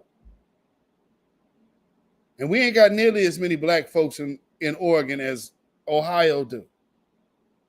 And we number 2 in opioid use, meaning to have that large of numbers of opioid cases, that ain't us. That ain't us. So we're seeing the truth being revealed. We're seeing what TV has kept you away from seeing. The reality of these people that some black folks have grown up worshiping. Hey, what? These junkies? Really? I think sometimes black folks give them too much credit. Because for some black folks, although y'all say how much you don't like white people, this and that, he's racist, bad, and blah, blah, you still look at them folks as God. Because I hear this conversation way too doggone much. People are like, man, you know, they ain't just gonna let us do that. When I hear that they ain't gonna, or they gonna stop us, when I hear that type of talk, I know then I'm dealing with a person who's defeated and scared. Because that is the conversation of a coward. Man, I mean, what they gonna do? So we let all of this go on. I mean, the black church should have spoken up. Instead of speaking up, they're getting money from Wells Fargo. This is just the beginning, because it starts with TD Jakes. It's going to start spiraling into the black church. But it's coming with an agenda. So notice, it's all about getting us off of our square. Because the societal indictment here is toppling white supremacy. And the clear evidence that this entire country, throughout many administrations going back to Eisenhower, have been complicit with allowing this woman to go unpunished. Because you knew that you couldn't try the men again. That's double jeopardy. See, so what that one non-FBA wannabe bad wench was talking about, what she's missing is Carolyn Bryant there's no double jeopardy for Carolyn Bryant because she was never tried. So she doesn't have the luxury of double jeopardy. Go charge the woman. You know who had the luxury of not being prosecuted based on what they were doing? Bill Cosby. Hey, guess what happened there? Screw it. Let's go ahead and throw him in prison anyway. He got the paper to get out in the time that he did based on an appeal. But he still was in there for what, 3 years?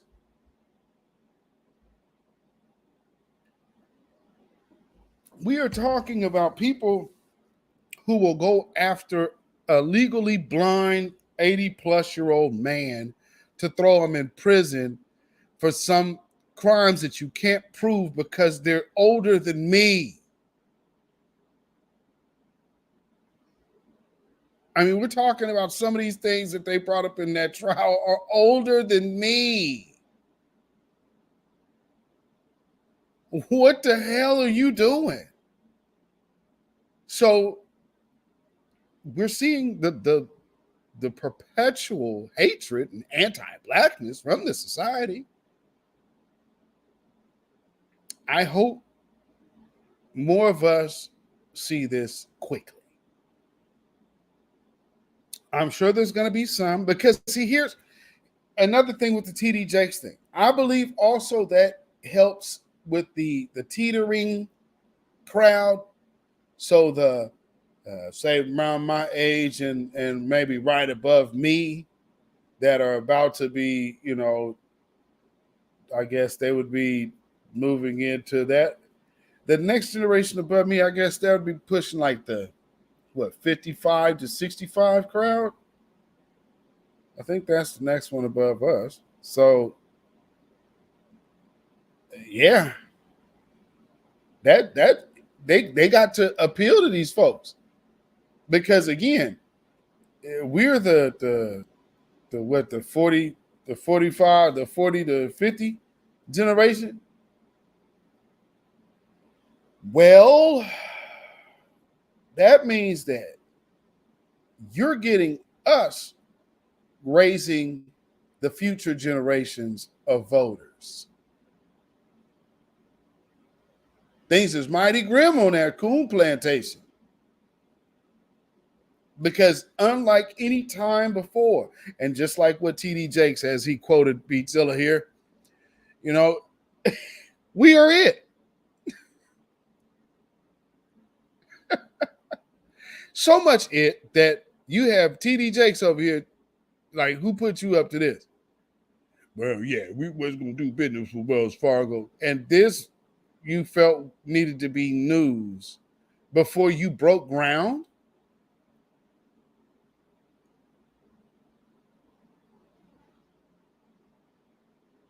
Where they do that at? No, the cameras come out when you're breaking ground. You're putting the shovels in the dirt. That's when all the press is supposed to be there, right? Development. And then you go on Gail King and say, yeah, we just broke ground over here, and then you explain it. But what he just did was you're selling it first, and you ain't even broke ground yet. I smell a hustle. I smell a hustle and a half. Maybe I'm wrong. Maybe I'm overthinking it. Who knows? I doubt it. But, you know. All right. So I was going to let that go for a minute. So it doesn't look like we got anybody going to call up. So I will shut that down, and we will get ready to get out of here, because I do actually have something to do. But, you know, just keep in mind, family, that we're dealing with people out here that they know what they've done to us. They know what they've done to us. Bukinas, you are not a content creator. I say content creator.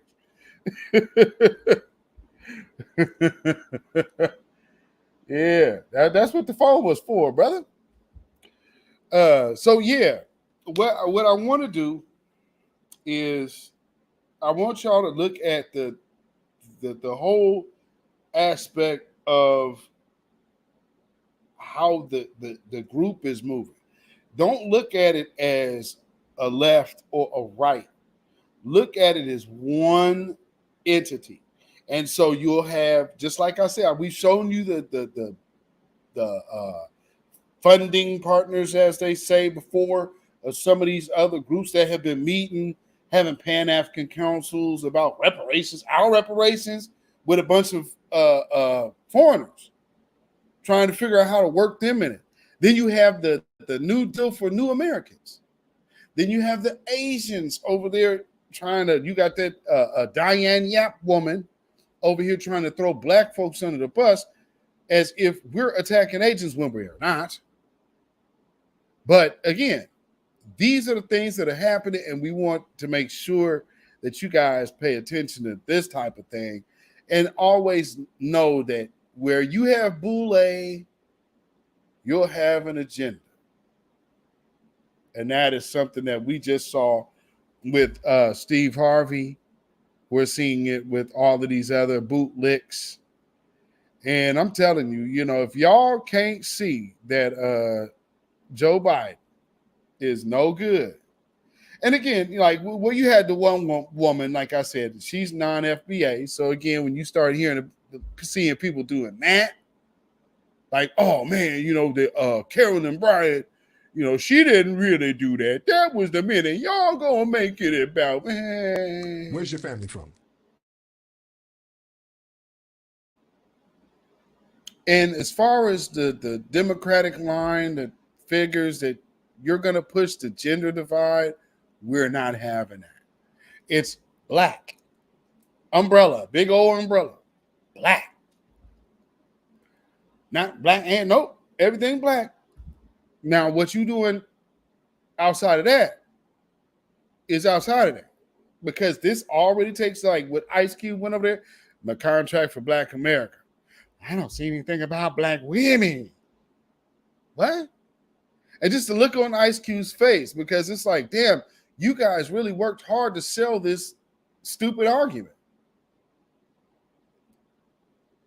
And, you know, Black America, well, what about black and, like, you know, T.S. Silverback over there, who always is the one screaming about being misgendered, because that person can never enter in a conversation about the topic because it'll always pivot towards their agenda. That is called narcissism. And to that,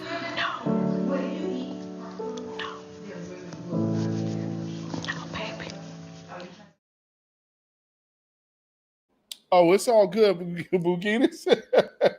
It's all good, man. And hey, have a cool night at work. Don't have to cuss nobody out, because you know how some of these gigs can be, especially working at this time of night out there. Yeah, oh yeah, you got the belligerents out. Well, we were right around the night just starting, the nightlife kind of picking up. It was almost the weekend. Because I don't know about out there, but out this way, Thursday nights or Friday nights.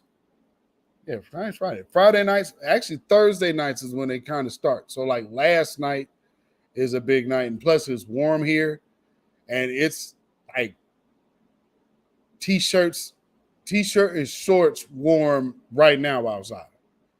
So, geez, I know y'all got to be kicking it down there in the country, because they gonna be out here kicking it tonight. But with that being said, family, if you think that this is not an indictment on the American dominant society's culture, something is wrong with you. And we may get some of these Negroes coming out here like that. The family member, Wheeler Parker, that came out, the Reverend Wheeler Parker, that came on out talking about no animosity, and we all need to do better. Well, to you and your ilk, from us here at the Beatzilla PDX official show, we have this to say to you. Get up off of that cocaine and get up off of that crack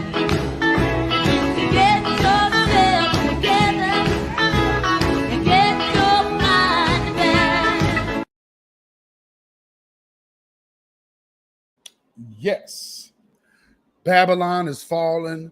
Babylon is falling. Let it fall and let us rise. Can you dig it? Yes, indeed. So thank y'all, ladies and gentlemen, for hanging out with us once again here at the Beatzilla PDX official show. I appreciate your attendance.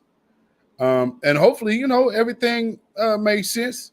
You know, we touching on certain things here that, you know, are a little bit of everywhere because that's how they do. They throw the kitchen sink at us and with their agendas. So that's why I'm like, okay, well, number one, the thing we have to lock down is what is all the stuff we're seeing? It's to disrupt our agenda. And in the midst with this whole Carolyn Bryant situation, we can reflect on the simple fact that America didn't want to do anything about it. They wanted to make it a spectacle. But as far as actually tangible justice, America once again elected purposely to drop the ball. So some people might say that's a harsh reality. Some people might disagree and say that is not a reality.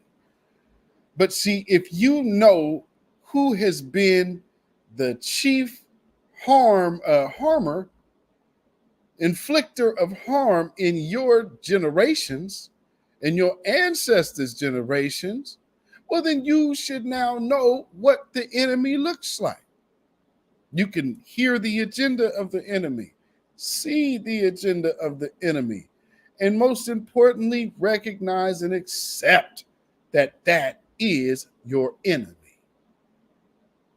Now, not saying I'm unpatriotic, but until y'all want to cut the check. First was the controversial Reverend Jeremiah Wright. I say America, America's mother, America's daddy, America can eat a dick, America can lick the balls.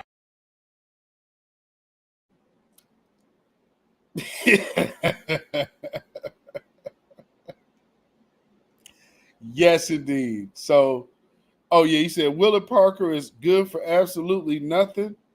Man, when I see that people do stuff like that, you shade tree nigger. And clearly he does not understand that. We put it in the frame of reference. Everyone, when they talk about racism and white supremacy, should always start by saying that the focus, the objective should be replace white supremacy with justice. Those are the 5 basic words. Facts. Follow me on Instagram, Facebook, and Twitter at beatzillapdx. You can email me at ourrealtruth@gmail.com. And if you would like to put some money in the bucket, you definitely can do so by donation at CashApp, $beatzillapdx. That's CashApp, $beatzillapdx. Also, we have PayPal. That's Zilla Music at PayPal. ZILLAMUZAK at PayPal.